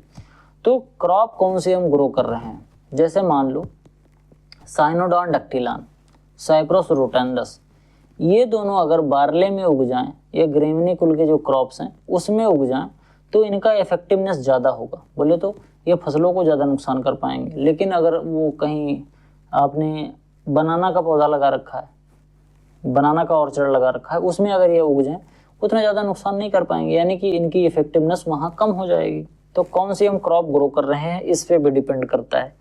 इसके साथ साथ टाइम ऑफ वीड ऑपरेशन, जो वीड ऑपरेशन की टाइमिंग है इस पे भी डिपेंड करता है कि वीड कैसे कंट्रोल होगा। जैसे वीड जब इनिशियल स्टेज में हो तभी अगर उसको हम उखाड़ के फेंक दें तो फिर जो पॉपुलेशन है इनकी घट जाएगी। दूसरा, वीड जैसे मान लो अच्छे से ग्रो हो गया है, तब इसको हम उस स्टेज में डिस्ट्रॉय करें उसमें फ्लावरिंग ना हुई हो, क्योंकि अगर फ्लावरिंग और सीडिंग हो गई, फ्लावरिंग फ्रूटिंग हो गई, उसमें दाने बन गए, दाने का मतलब अगर उसमें बीज बन गया, तो अगर हम उसको काटेंगे तो काटते समय कुछ बीज उसके झड़ जाएंगे, क्या हो जाएगा, वो जमीन पर गिर जाएंगे, फिर बाद में अगले साल फिर से ग्रो हो जाएंगे। तो इस तरीके से भी हम उसके टाइमिंग पर, वीड ऑपरेशन की जो टाइमिंग होती है वीडिंग, ये भी डिपेंड करता है। जैसे स्टार्टिंग में जब खरपतवार छोटे छोटे रहते हैं तब अगर हम इसमें होइंग कर दें, कुदाल से निकाई गुड़ाई कर दें, तो इस तरीके से आराम से वीड को कंट्रोल किया जा सकता है। Nature of the weed problem, weed problem का नेचर कौन सा है, जैसे ये वीड जो है ये हमारे पौधे पर कुछ ऐसा केमिकल डाल के एलिलोपैथिक इफेक्ट डाल रहा है, या वीड का जो जड़ है वो हमारे पौधे की जो जड़ है उस पर ज़्यादा प्रभाव डाल रहा है, या वीड कुछ इस तरीके से है कि वो ज़्यादा ऊपर फैल जा रहा है जिससे हमारा जो मेन क्रॉप है वो ऊपर फैलने को नहीं पा रहा है। तो कौन से टाइप का इसका नेचर है, प्रॉब्लम का नेचर क्या है। इसके बाद method of weed control available to farmer, farmer के पास कौन कौन से मेथड है जिसकी वजह से, जिसकी मदद से वो खरपतवार को कंट्रोल कर पाएगा। इसके साथ साथ type of weed to be control, कौन से टाइप का वीड है जिनको हमें कंट्रोल करना है, एनुअल वीड है, पेरेनियल वीड है, या फिर बाइनियल वीड है, या फिर रवि सीजन का वीड है, या खरीफ सीजन का वीड है, किस तरीके का वीड है, पतली पत्ती वाला है या चौड़ी पत्ती वाला है, ये सभी चीज़ें देखनी पड़ती है। फिर इसके बाद अगर हम वीड को कंट्रोल करते हैं तो हमको कितना पैसा लगाना पड़ेगा, हमारे पास लेबर क्या है, हमारे पास कितना कैश है, हमारे पास रिसोर्सेज कौन कौन से हैं वीड को कंट्रोल करने के लिए। इसके साथ साथ environmental condition before, during and after time of operation, operation जब हम करेंगे, बोले तो जब वीड को कंट्रोल करेंगे उससे पहले या करते समय या करने के बाद इन्वायरमेंटल कंडीशन कैसी है, जिसे ध्यान से समझो। मान लो आपने गुड़ाई कर दी, खरपतवार को निकालने के लिए आपने गुड़ाई कर दी, अगर गुड़ाई करने के बाद तेज धूप हो गई तब तो खरपतवार सूख गया, लेकिन आपने आज गुड़ाई करी और उसी दिन पानी बरस गया, तो फिर से जितने खरपतवार थे सब जड़ पकड़ लेंगे और फिर से ग्रो हो जाएंगे, तो आपकी जो निकाई गुड़ाई है वो बेकार चलेगी। आगे बात करते हैं वीड प्रिवेंशन। वीड प्रिवेंशन का मतलब ये होता है, जैसे प्रिवेंशन का क्या मतलब होता है, रोकथाम। कुछ ऐसा कर दें कि खरपतवार उगने ही ना पाए, इसी को हम बोलते हैं वीड प्रिवेंशन। एक तो होता है वीड मैनेजमेंट, उसमें क्या होता है कि वीड की पॉपुलेशन को हम कंट्रोल करें, वीड की पॉपुलेशन इतनी हम कंट्रोल कर ले जाएं कि हमारी जो क्रॉप की इकोनॉमिक यील्ड है उसमें कोई प्रभाव ना पड़े, ठीक, यानी कि हमारा जो उत्पादन है वो ना घटे, इतना हम कर पाएं, तो उसको हम बोलते हैं वीड मैनेजमेंट। फिर आगे आता है वीड प्रिवेंशन। कहने का मतलब वीड प्रिवेंशन में ऐसा होता है कि हम कुछ ऐसे मेथड लगा दें जिससे वीड का जो उगने का खतरा है वो हो ही ना, यानी कि वीड उग ही ना पाए, उससे पहले इसको हम कंट्रोल कर लें। जैसे एक तो होता है जब हमें बीमारी हो गई तो उसको हम मैनेज कर रहे हैं, दवा करा रहे हैं, और एक होता है प्रिवेंशन कि जिससे हमें बीमारी हो ही ना पाए, तो उसी तरीके से वीड प्रिवेंशन भी होता है। इसको कैसे हम कर सकते हैं, जैसे preventing weed from setting seeds. Weed की जो जैसे भी मैंने बोला कि जब ये खरपतवार होते हैं ये फ्लावरिंग और फ्रूटिंग हो जाती है, जब इनकी मैच्योरिटी के स्टेज पर जब आ जाते हैं, अगर तब इनको हम डिस्ट्रॉय करने का सोचते हैं तो इसका जो सीड होता है वो ज़मीन में गिर जाता है। फिर जब इनका अगला सीजन आएगा, फेवरेबल फिर से क्लाइमेट पाएंगे, तो ये क्या करेंगे, फिर से ग्रो हो जाएंगे। तो हमको तभी इसको डिस्ट्रॉय कर देना चाहिए जब इनकी फ्लावरिंग ना हो रही हो, फ्लावरिंग से पहले पहले। जैसे मान लो आपके खेत में ढेर सारा खरपतवार उग गया है, अब ये खरपतवार फ्लावरिंग पर पहुंचे उससे पहले आप उसको खेत में जुताई करके मिट्टी में मिला दो, तो इस तरीके से वो सड़ जाएगा, फिर अगले सीजन में उसमें आपके उस खेत में खरपतवार नहीं उग पाएगा। दूसरा, use of clean crop seed for planting, जब हम प्लांटिंग कर रहे हैं, जैसे आपको हम बताएं पार्थेनियम जिसको हम कांग्रेस घास बोलते हैं, जब भारत में भुखमरी पड़ी थी तो जो सुअरों को खिलाया जाने वाला गेहूं है, अमेरिका में जो सुअर खाते थे, बहुत खराब क्वालिटी का जो गेहूं था, वो गेहूं भारत को आयात करना पड़ा था गरीबी के समय पे, जब भारत में अकाल पड़ा था। तो वो इतने खराब क्वालिटी का गेहूं था, उसी गेहूं के साथ साथ एक पार्थेनियम नाम का खरपतवार जिसको कांग्रेस घास भी बोलते हैं, गाजर घास भी कहते हैं, वो आ गया था भारत में। वो अमेरिकन वीड है जो कि भारत में आया था गेहूं के साथ मिलके। ठीक, तो इस तरीके से हम ना किसी दूसरे देश से आए, इसके लिए हमको ये सुनिश्चित करना चाहिए कि जो हम सीड ग्रो करने के लिए यूज कर रहे हैं वो सीड बिल्कुल प्योर हो, उस सीड में कोई और खरपतवार का सीड ना हो। जैसे मान लो कि यूपी से कोई बीज जो है वो जा रहा है साउथ इंडिया में, तो ये सुनिश्चित करना चाहिए कि यहाँ से कोई ऐसा खरपतवार उस वीड के साथ ना चला जाए कि वहाँ जाकर फिर से वो बवाल कर दे, वहाँ पर जाके ज़्यादा ग्रो हो जाए। तो इस तरीके से हम रोक सकते हैं। यूज ऑफ क्लीन मशीनरी, जब हम एक मशीनरी को एक खेत में यूज किए, उसके बाद उसी मशीनरी को दूसरे खेत में लेके जाके यूज कर रहे हैं, तो उस कंडीशन में हमको ये सुनिश्चित कर लेना चाहिए कि उसमें खरपतवार ना हो। जैसे मान लो कि आपने धान की कटाई करी, अब आपने उस खेत में धान की कटाई हार्वेस्टर से करी और उस धान के खेत में ढेर सारे खरपतवार भी थे। अब क्योंकि उस खरपतवार के जो सीड हैं वो कुछ मशीन में फंसे ही रह जाते हैं, फिर बाद में जब आप वही मशीन लेके किसी दूसरे खेत में जाएंगे कटाई करने, तो जो खरपतवार के सीड थे जो उस मशीन में फंसे हुए थे वो उस खेत में पड़ जाएंगे, यानी कि एक खेत से कट गया और दूसरे खेत में जाके वहां पर गिर गया, तो इस तरीके से ट्रांसफर हो गया सीड खरपतवार का। तो इसीलिए हमको क्लीन मशीनरी यूज करनी चाहिए जिससे कि वीड का प्रिवेंशन हो जाए, वीड दूसरे हमारी जगह पर पहुंच ना पाए। Controlling the movement of live stock, कई बार लाइव स्टॉक खा लेते हैं। जैसे मान लो कि कोई एक गाय है, भैंस है, वो खेत में गई, उसने खरपतवार खा लिया। अब खरपतवार को खाया तो उसके साथ साथ जो खरपतवार का सीड था वो भी खा लिया।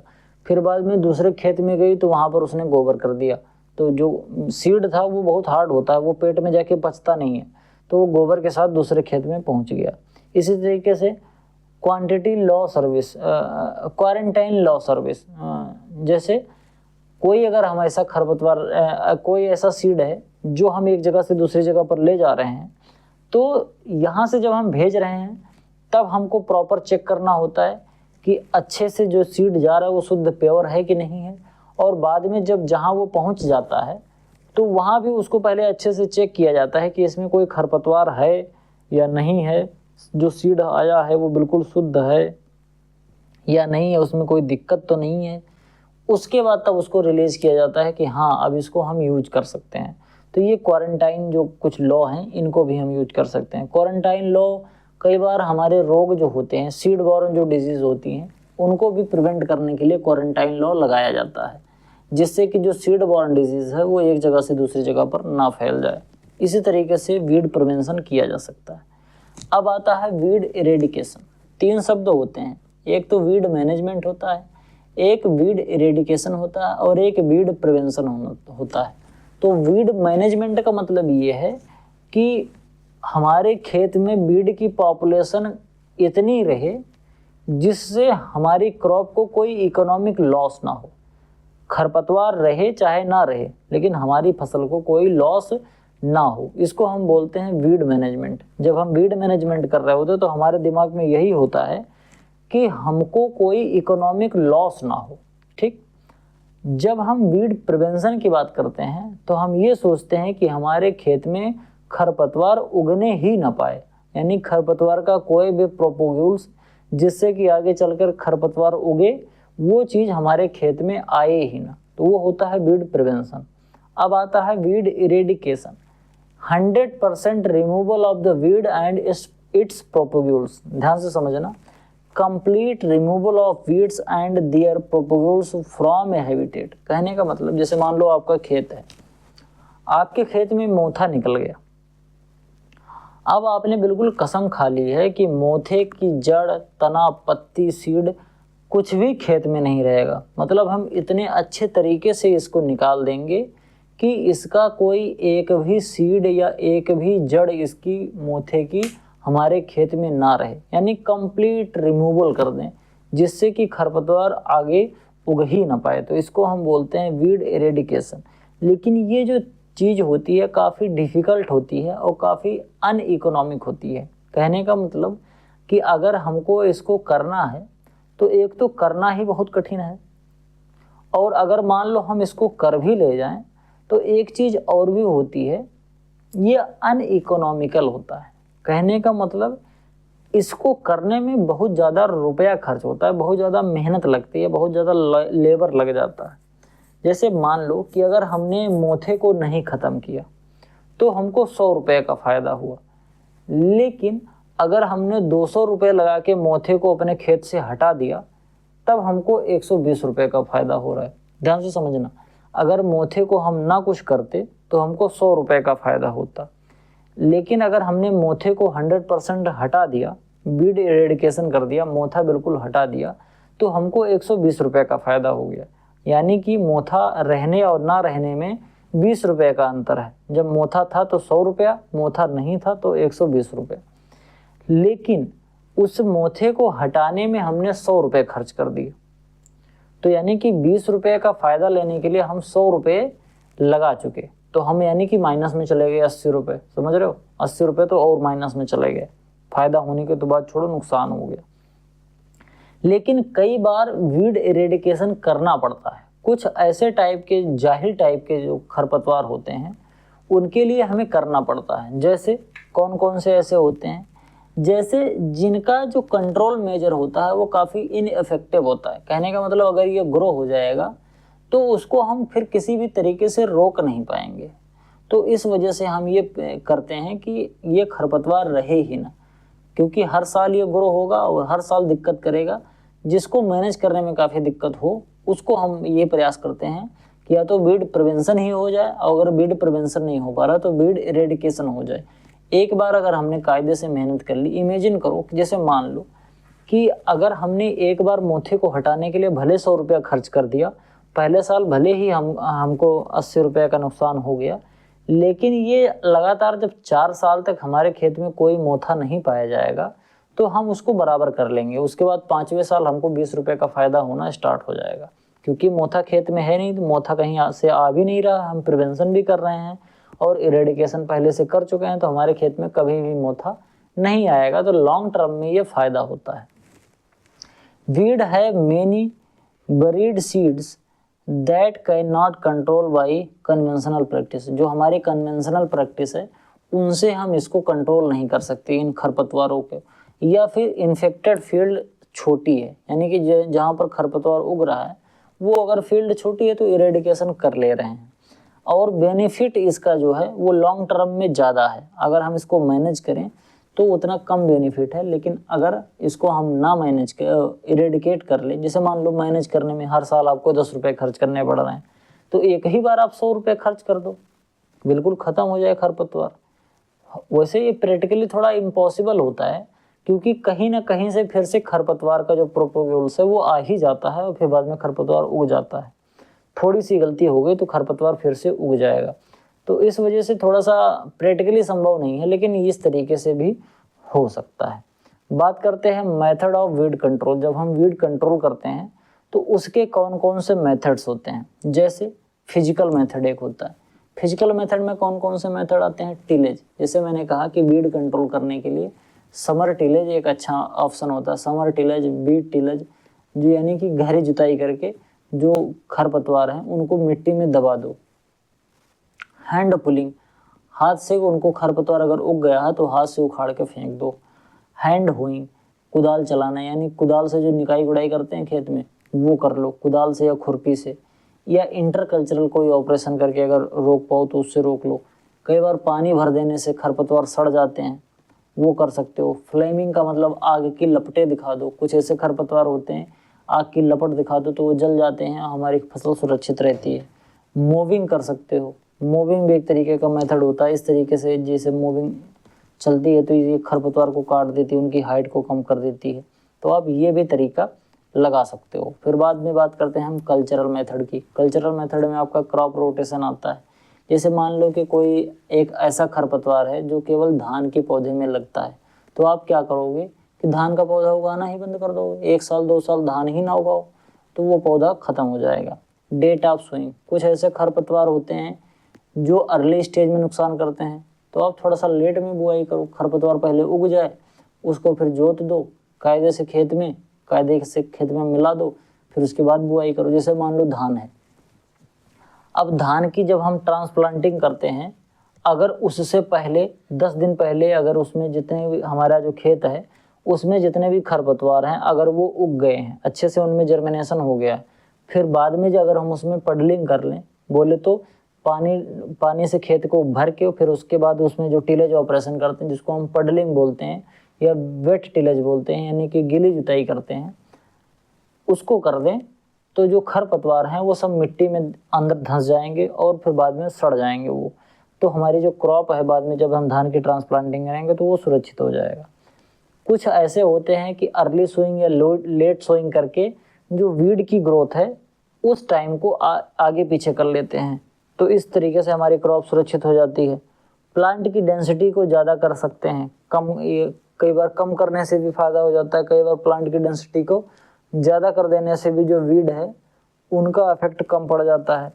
इसके साथ साथ कई बार ऐसा होता है प्लांटिंग मेथड जो है, प्लांटिंग पैटर्न है, इनको हम थोड़ा सा अच्छे कर सकते हैं। जैसे अगर हम हाई डेंसिटी प्लांटिंग करते हैं तो वीड का जो ग्रोथ होता है वो काफ़ी हद तक कम हो जाता है। फिर मेथड ऑफ फर्टिलाइज़र एप्लीकेशन, अगर हम फर्टिलाइज़र को इस तरीके से डालें जिससे खरपतवार को फर्टिलाइज़र ना मिल पाए तो फर्टिलाइज़र अच्छे से नहीं ग्रो होगा, तो खरपतवार नहीं ग्रो होगा। जैसे मान लो हमने खेत में फर्टिलाइज़र दिया, अब फर्टिलाइज़र देते समय हमने इस बात का ध्यान रखना है कि जो हम फर्टिलाइज़र दे रहे हैं वो केवल हमारे फसलों को मिले, ना कि खरपतवार को। तो इससे खरपतवार को जो फर्टिलाइज़र मिलेगा नहीं तो खरपतवार अच्छे से ग्रो नहीं हो पाएगा, और वहीं हमारी क्रॉप को फर्टिलाइज़र मिल जाएगा तो हमारी क्रॉप अच्छे से ग्रो हो जाएगी, तो जिससे फर्टिलाइज़र बाद में दब जाएगा। फिर selection of quick growing varieties, starting में ऐसी वैरायटीज़ को ग्रो करो जो क्विक ग्रोइंग हो, बहुत जल्दी से ग्रो हो जाए। तो जब तक खरपतवार सोचेगा कि ग्रो हों, बड़े हों, तब तक आपकी फसल बड़ी हो जाएगी। फिर बाद में ऊपर लाइट के लिए कंपटीशन नहीं कर पाएगा खरपतवार, तो खरपतवार नीचे दबा रह जाएगा। इसके बाद मल्चिंग कर सकते हैं, सबसे अच्छा मेथड माना जाता है मल्चिंग। इसमें क्या करते हैं कि जहाँ पर हमने पौधा लगा रखा है केवल उतने ही भाग को खोल देते हैं और बाकी सभी पार्ट को, पूरी मिट्टी जो है पूरे खेत की, उसको हम ढक देते हैं।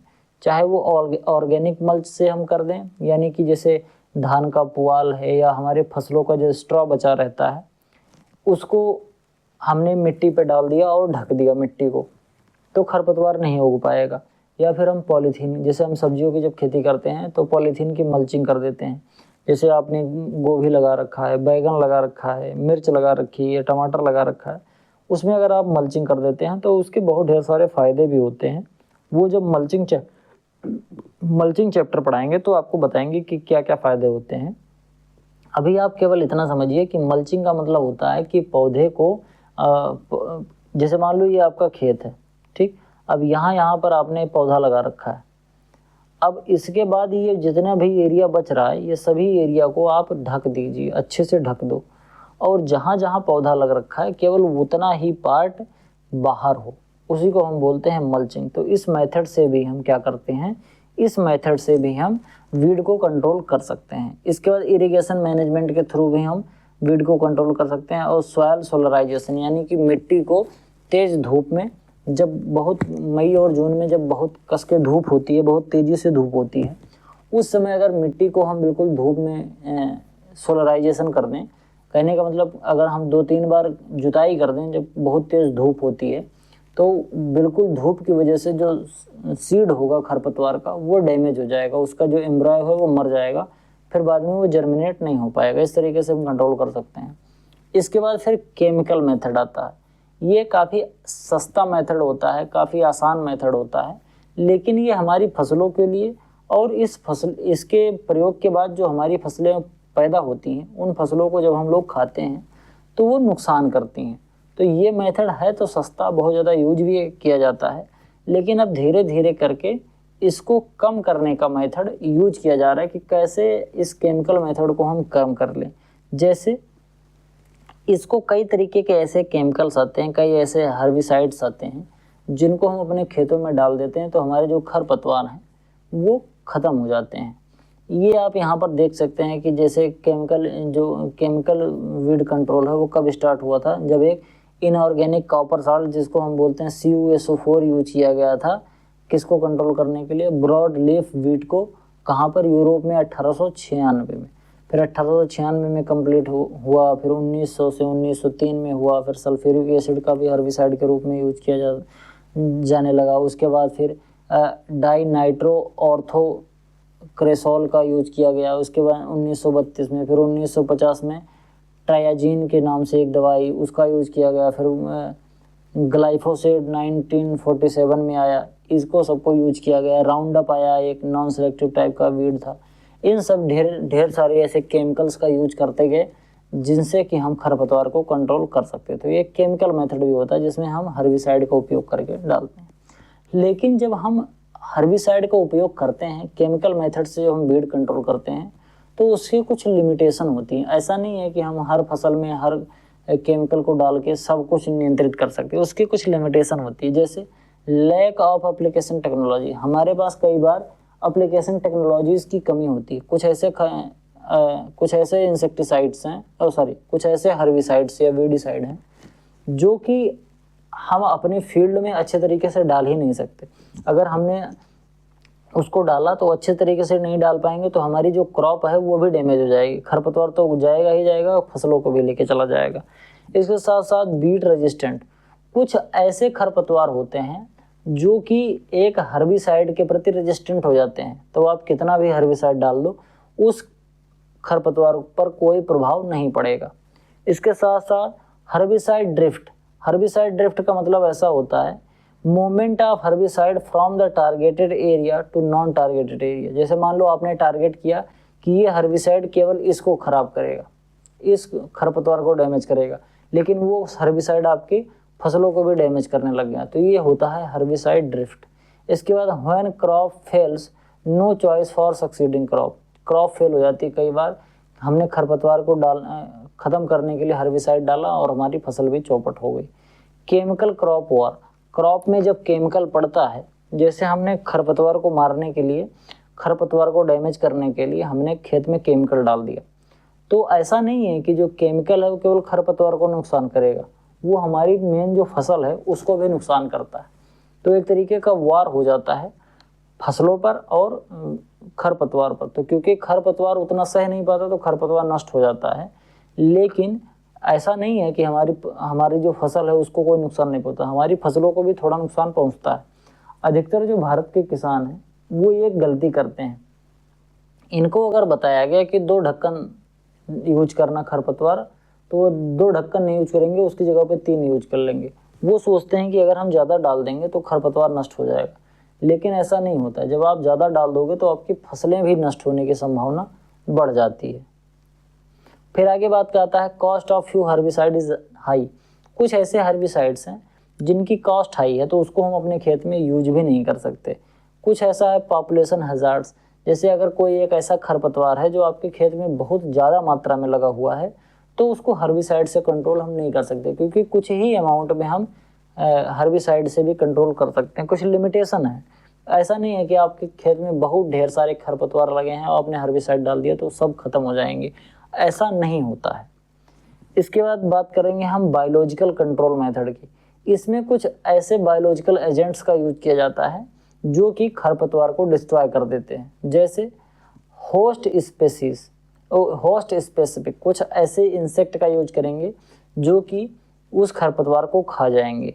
Adjustment to field environment, field का एनवायरनमेंट इस तरीके से बनाएंगे कि जिससे खरपतवार की जो ग्रोथ है वो खराब हो जाए, वो गड़बड़ हो जाए और कुछ ऐसे इंसेक्ट की पॉपुलेशन बढ़ जाए जो उस खरपतवार को खाते हैं।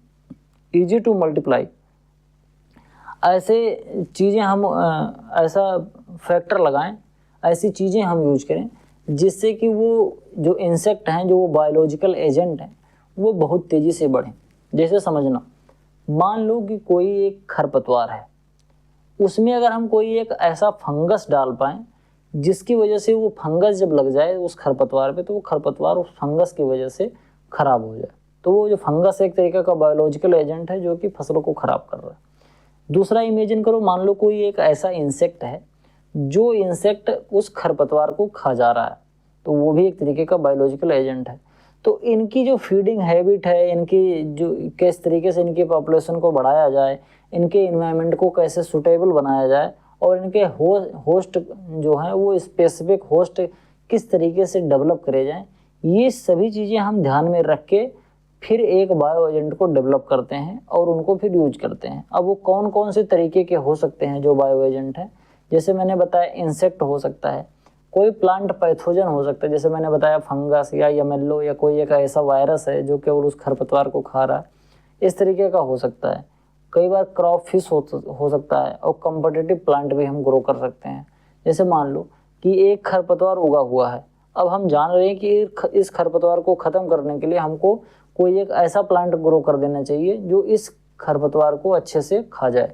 मतलब कहने का ये है कि इतना ज़्यादा वो कंपटीशन कर दे कि खरपतवार उस कंपटीशन को झेल ही ना पाए।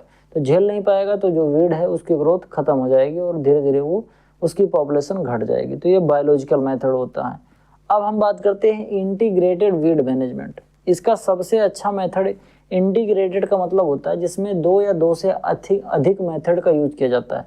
जैसे जो पीछे मैंने बताया आपको 4 मेथड जो बताए हैं, biological method, chemical method, physical method, cultural method, इन चारों मेथड में से किसी 2 मेथड का या किसी 3 मेथड का या चारों मेथड का जब हम यूज करते हैं तो उसी को बोलते हैं इंटीग्रेटेड वीड मैनेजमेंट। इंटीग्रेटेड का क्या मतलब होता है, मतलब 2 या 2 से अधिक चीज़ों को जब एक साथ हम मिला के किसी एक कॉमन गोल को पूरा करते हैं। जब हम किसी एक कॉमन गोल को पूरा करने के लिए 2 या 2 से अधिक मेथड का यूज करते हैं तो उसी को हम बोलते हैं इंटीग्रेटेड। इंटीग्रेटेड पेस्ट मैनेजमेंट के तरीके होते हैं, इंटीग्रेटेड वीड मैनेजमेंट के तरीके भी होते हैं।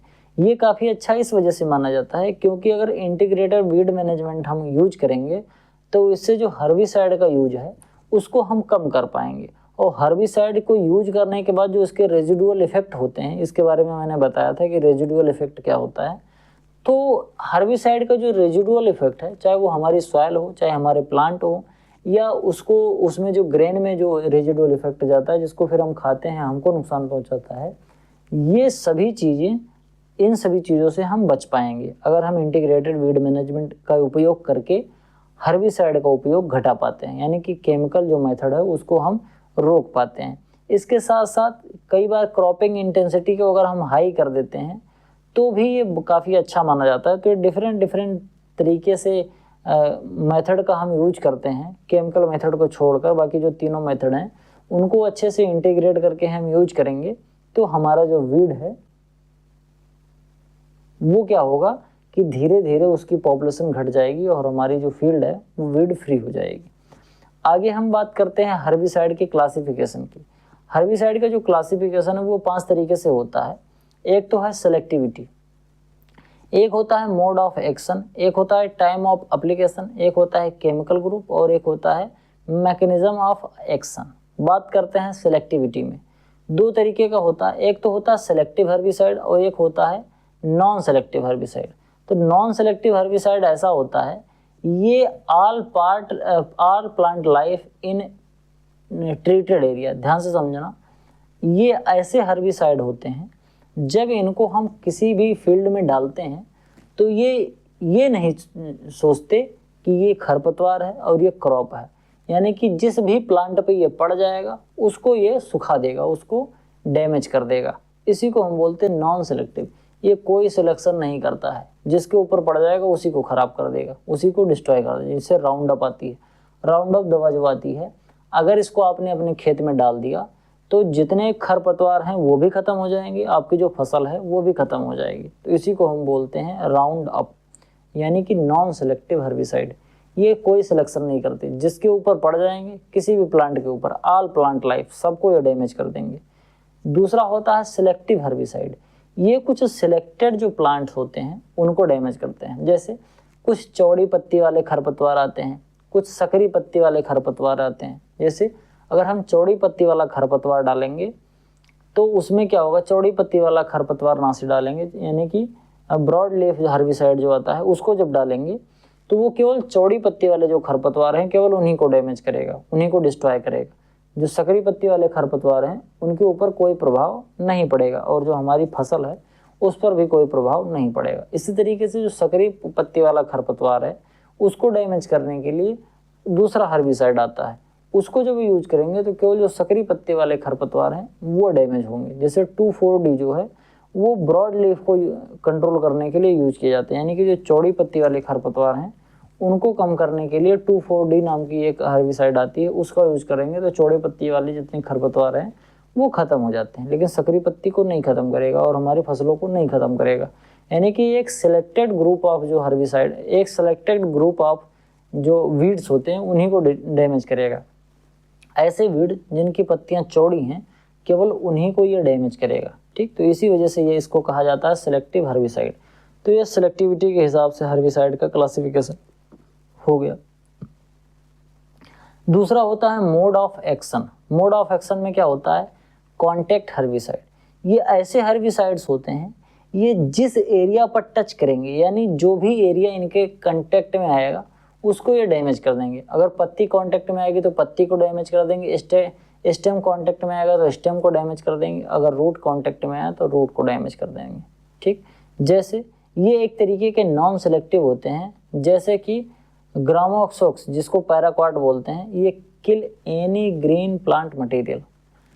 प्लांट का कोई भी ग्रीन पार्ट है ये उसको डैमेज कर देगा, जैसे पैराक्वाट। ये जो कॉन्टेक्ट हर्बिसाइड होते हैं ये एक तरीके के नॉन सेलेक्टिव हर्बिसाइड होते हैं। ये पड़ेंगे तो इनका जो डैमेज करने का जो सीधा सीधा फंडा है वो ऐसा है कि जिस पर पड़ेंगे उसको सुखा देते हैं। ठीक, जिस पौधे पर पड़ेंगे, अगर किसी भी ग्रीन पौधे पे पड़ जाएंगे, हरे पार्ट पे पड़ जाएंगे पौधे के, तो उसको ये सुखा देते हैं। इस वजह से इसको कहा जाता है कॉन्टेक्ट हर्बिसाइड। दूसरा है सिस्टेमिक हर्बिसाइड। ये क्या करते हैं कि ये हर्बिसाइड जब पौधे पे पड़ते हैं तो पौधे के अंदर कुछ ऐसे मेटाबॉलिक एक्टिविटीज़ करते हैं, कुछ ऐसे केमिकल चेंजेस करते हैं जिसकी वजह से जो खरपतवार है वो डैमेज हो जाता है। जैसे 2,4-D की अगर हम बात करें तो जब हम 2,4-D को डालते हैं तो 2,4-D एक तरीके का हार्मोन होता है जो कि सेल डिवीजन को बढ़ाता है। जब ये 20 ppm से कम के सॉल्यूशन में रहता है तो ये हर्बिसाइड का काम करता है, एक हार्मोन का काम करता है। लेकिन अगर 20 ppm से ज़्यादा का सॉल्यूशन बना दिया जाए, इसका सॉल्यूशन गाढ़ा कर दिया जाए, तो ये क्या होगा, ये एक हर्बिसाइड के तरीके से काम करेगा। ये काम कैसे करता है, जब ये किसी खरपतवार पे पड़ता है तो उस खरपतवार में अचानक से सेल डिवीजन तेज हो जाता है। अब अचानक से सेल डिवीजन तेज होने की वजह से न्यूट्रिएंट की आपूर्ति सही से हो नहीं पाती पौधे में और पौधा न्यूट्रिएंट के अभाव में सूख जाता है।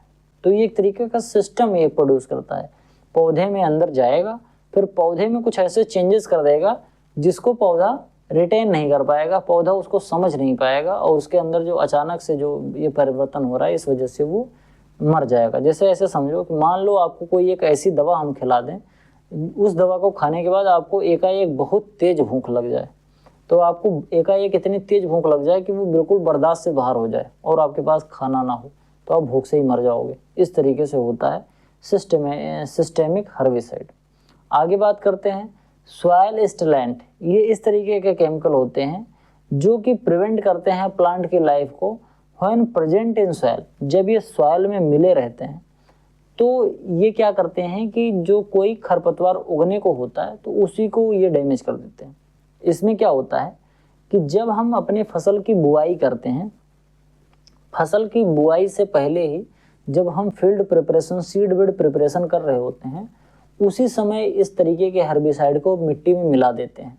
तो जैसे ही कोई खरपतवार उगना चाहेगा उसको ये तुरंत ही डैमेज कर देगा।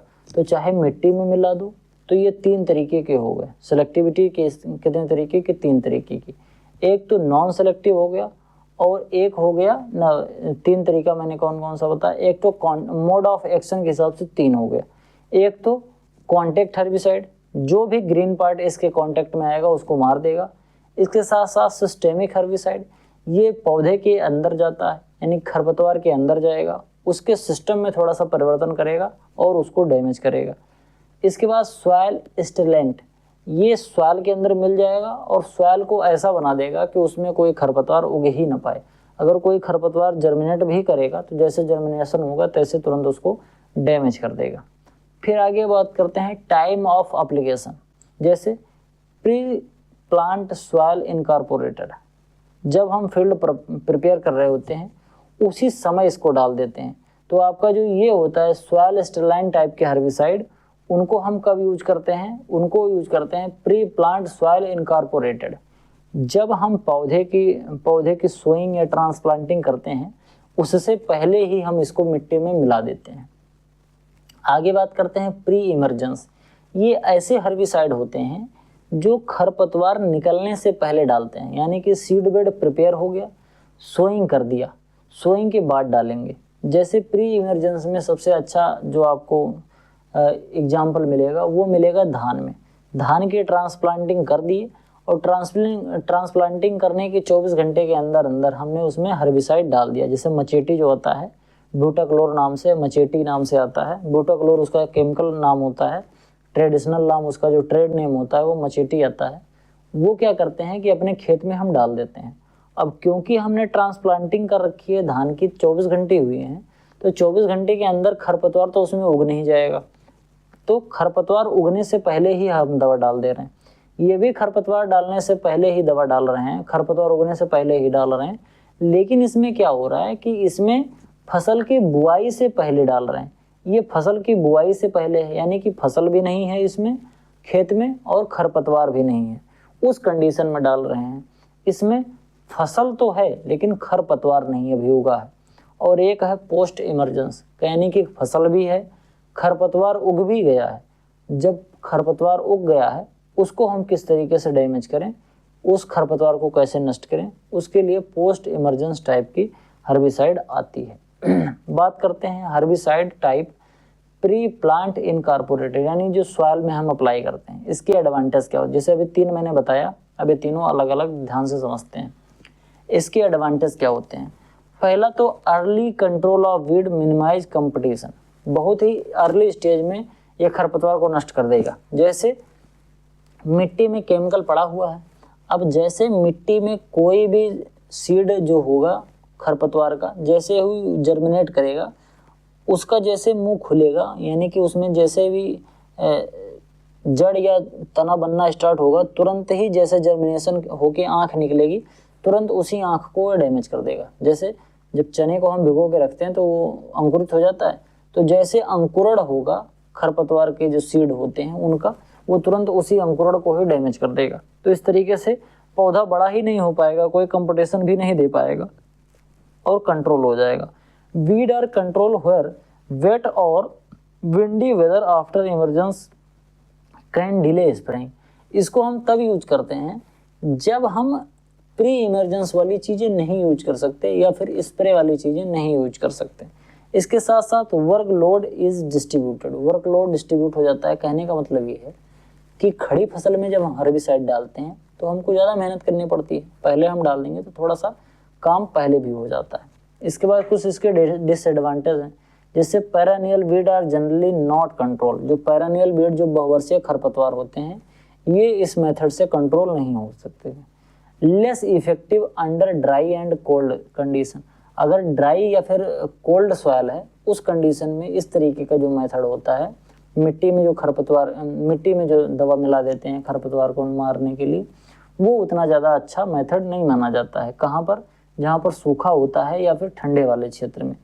इसके जो रेजिड्यू हैं कई बार ये क्रॉप रोटेशन को रिस्ट्रिक्ट कर देते हैं और अगले साल के लिए, यानी कि ध्यान से समझना, इसका जो रेजिडुअल इफेक्ट है, क्योंकि आपने हर्बिसाइड को मिट्टी में मिला दिया है, तो कई बार ऐसा होता है कि जब हम अगली क्रॉप ग्रो करने के लिए लगाते हैं तो हमारी अगली क्रॉप को ये हिंडर कर देता है, अगली क्रॉप की जर्मिनेशन को अफेक्ट करता है। इसके बाद सॉइल इरोजन में भी ये प्रॉब्लम, सॉइल इरोजन भी एक प्रॉब्लम होती है। एडिशनल टिलेज भी करना पड़ता है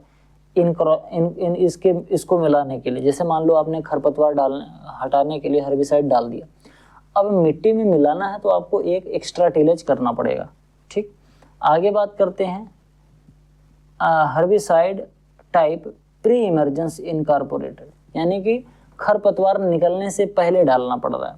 तो इसमें सीड प्रिपरेशन करने के बाद, तो ये भी बात यही है कि ये चीज़ें, एक सेकंड, मुझे लग रहा है ये दो बार हो गया क्या, pre plant incorporated pre emergence, अच्छा नहीं अलग अलग। प्री इमरजेंस बोले तो इसमें खरपतवार नहीं उगा है लेकिन हमने फसल की बुआई कर दी है। इसमें अर्ली स्टेज में खरपतवार को कंट्रोल कर दिया जाता है। खरपतवार जैसे उगेगा तुरंत ही उसको डैमेज कर दिया, जैसे धान में मैंने बताया। मिनिमाइज कर सकता है कंपटीशन को, क्योंकि खरपतवार उगेगा ही नहीं तो कंपटीशन कर ही नहीं पाएगा।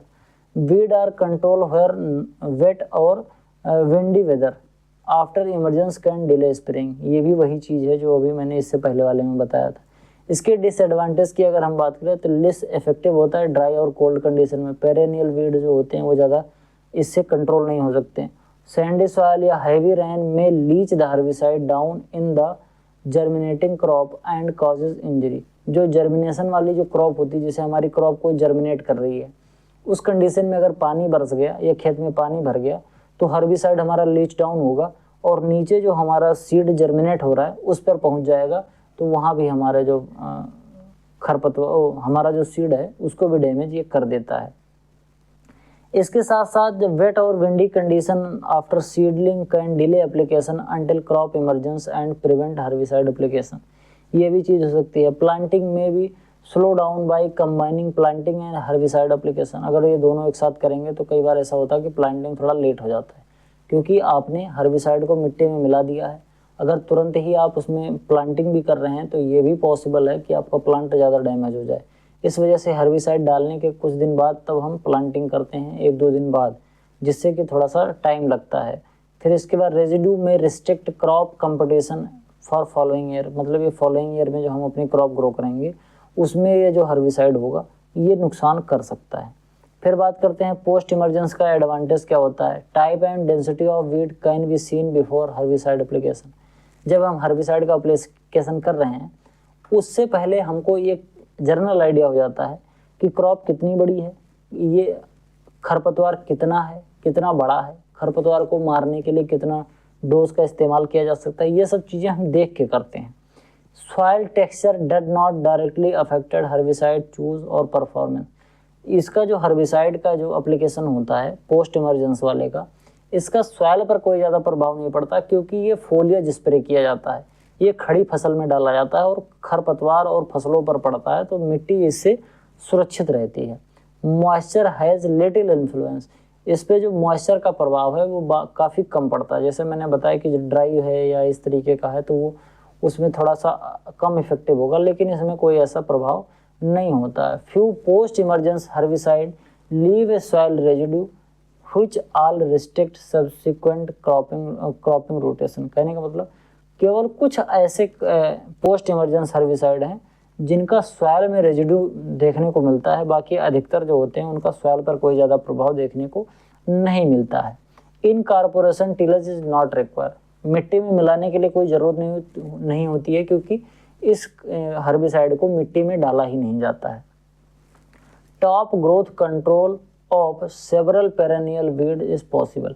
जब टॉप ग्रोथ होती है, यानी कि जैसे आपको बताएं ग्लाइफोसाइड है या राउंड अप है, ये जो दवाइयाँ आती हैं जो पेरेनियल वीड को कंट्रोल करने के लिए डाली जाती हैं, ये सभी पोस्ट इमरजेंस है।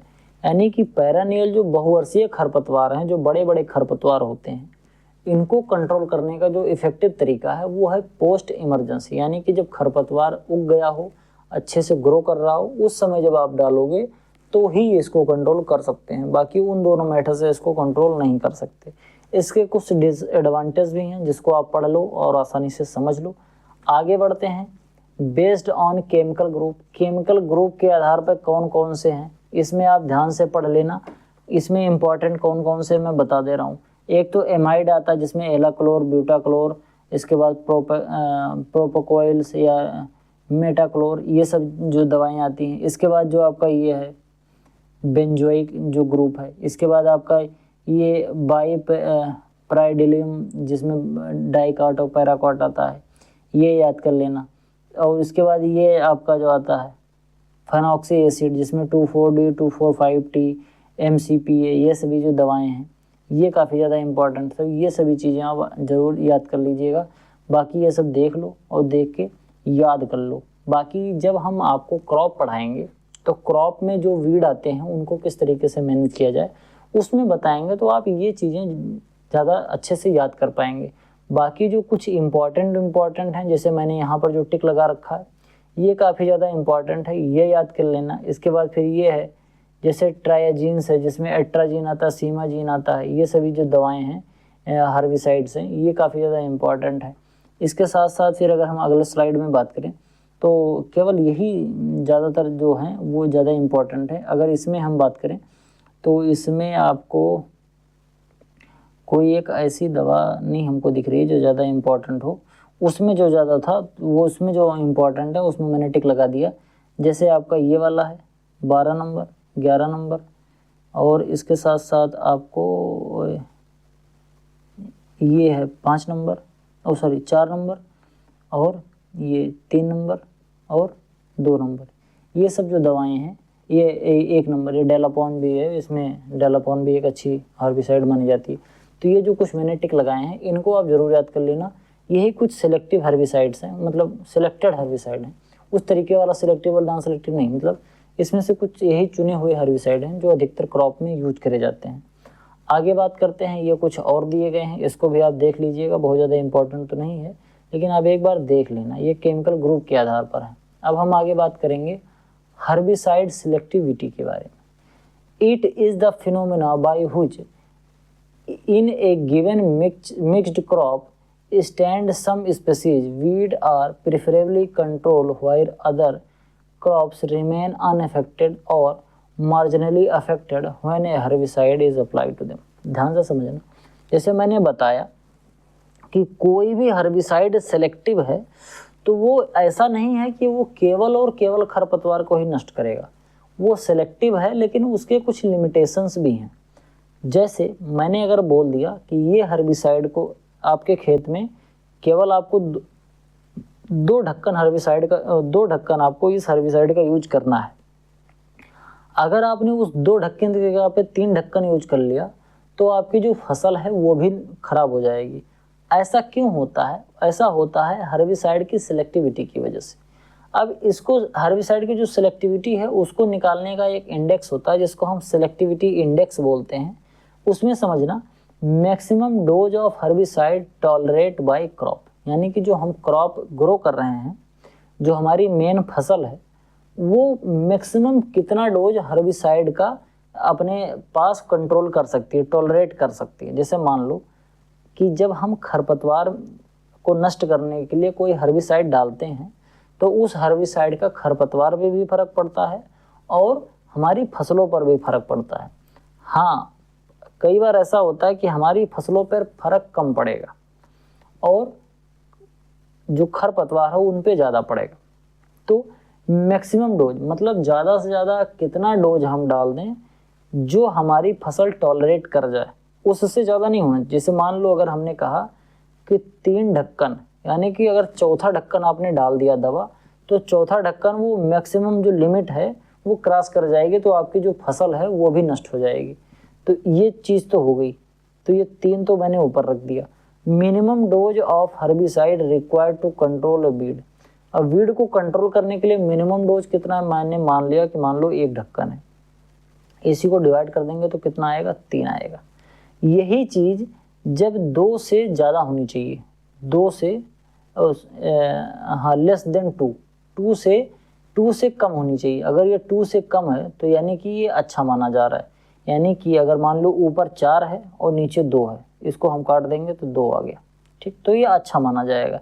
यानी कि जो हमारी क्रॉप है वो 4 ढक्कन टॉलरेट कर पा रही है और जो वीड है वो 2 ही ढक्कन में उसका तेल निकल जा रहा है। यानी कि हमारा जो खरपतवार है वो मिनिमम डोज इतना डाल दें कि हमारी जो हर्बिसाइड है इतना डाल दें। जैसे मान लो, फिर से समझते हैं, अगर हमने 4 ढक्कन डाल दिया तो 4 ढक्कन तक हमारी फसल, मान लो कि 3 ढक्कन हर्बिसाइड हमारी फसल टॉलरेट कर रही है, तो 3 ढक्कन क्या हो गया, ये मैक्सिमम डोज हो गया जो कि हर्बिसाइड, ये मैक्सिमम डोज ऑफ हर्बिसाइड हो गया जो हमारी फसल टॉलरेट कर पा रही है।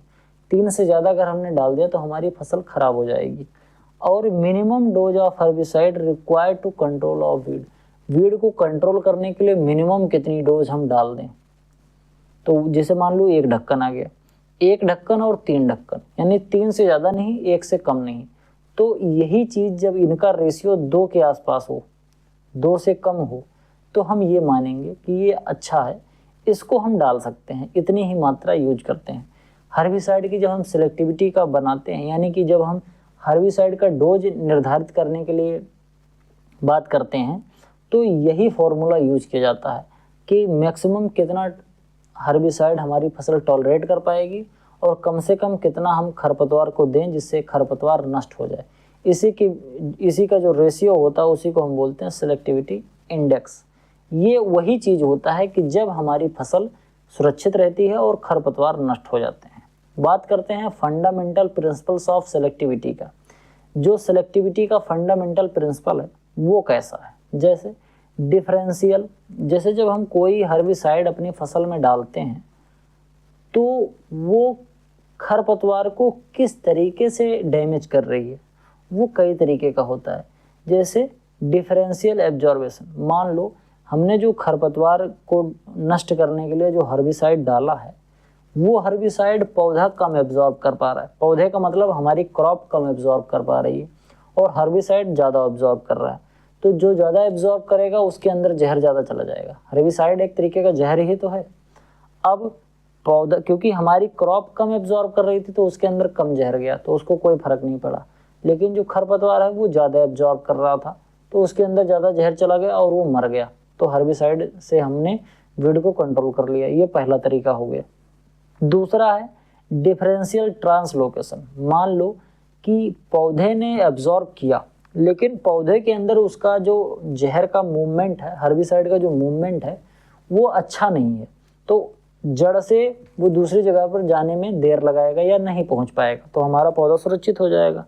लेकिन कोई जो खरपतवार है उसमें अच्छे से एक जगह से दूसरी जगह पर ट्रांसलोकेट हो रहा है, जड़ से तुरंत ही वो तने और पौधे और पत्तियों में पूरा पहुंच गया, तो जहर जो है वो हर जगह बहुत तेजी से पहुंच गया। तो वो डिफरेंशियल ट्रांसलोकेशन हो गया, क्योंकि खरपतवार में ट्रांसलोकेशन तेज हो रहा था और हमारी जो क्रॉप है उसमें ट्रांसलोकेशन कम हो रहा था। तो जहाँ ट्रांसलोकेशन ज़्यादा हो रहा था वहाँ खरपतवार में जो दवा है यानी कि हर्बिसाइड है वो ज़्यादा पहुँच गया और उसको डैमेज कर दिया गया। फिर बात करते हैं डिफरेंशियल मेटाबॉलिज्म। कहने का मतलब ये है कि जब हम हर्बिसाइड डालते हैं तो प्लांट के मेटाबॉलिज्म में उसमें थोड़ा सा अंतर किया, ठीक, लेकिन जब वही हर्बिसाइड खरपतवार पे पड़ा तो उसने खरपतवार के मेटाबॉलिज्म में ज़्यादा अंतर कर दिया। जैसे अभी मैंने बताया आप लोगों को कि 2,4-D ये प्लांट में सेल डिवीजन को बढ़ा देता है, तो जो हमारी क्रॉप है उसमें सेल डिवीजन बहुत तेज़ी से नहीं बढ़ा पाएगा, तो हमारी जो फसल है वो सुरक्षित रहेगी। और खरपतवार में सेल डिवीजन बहुत तेज़ी से बढ़ा देगा तो उसकी अचानक से रिक्वायरमेंट बढ़ जाएगी, उसका मेटाबॉलिज्म अचानक से चेंज हो जाएगा और उसको सस्टेन नहीं कर पाएगा, तो फसल वो है वो तुरंत ही डिस्ट्रॉय हो जाएगी। तो आई होप आपको ये जो पूरा लेक्चर था अच्छे से समझ में आया होगा। मैंने अच्छे से समझाने का प्रयास किया, आपको अच्छे से समझ में आया होगा, उम्मीद करता हूँ।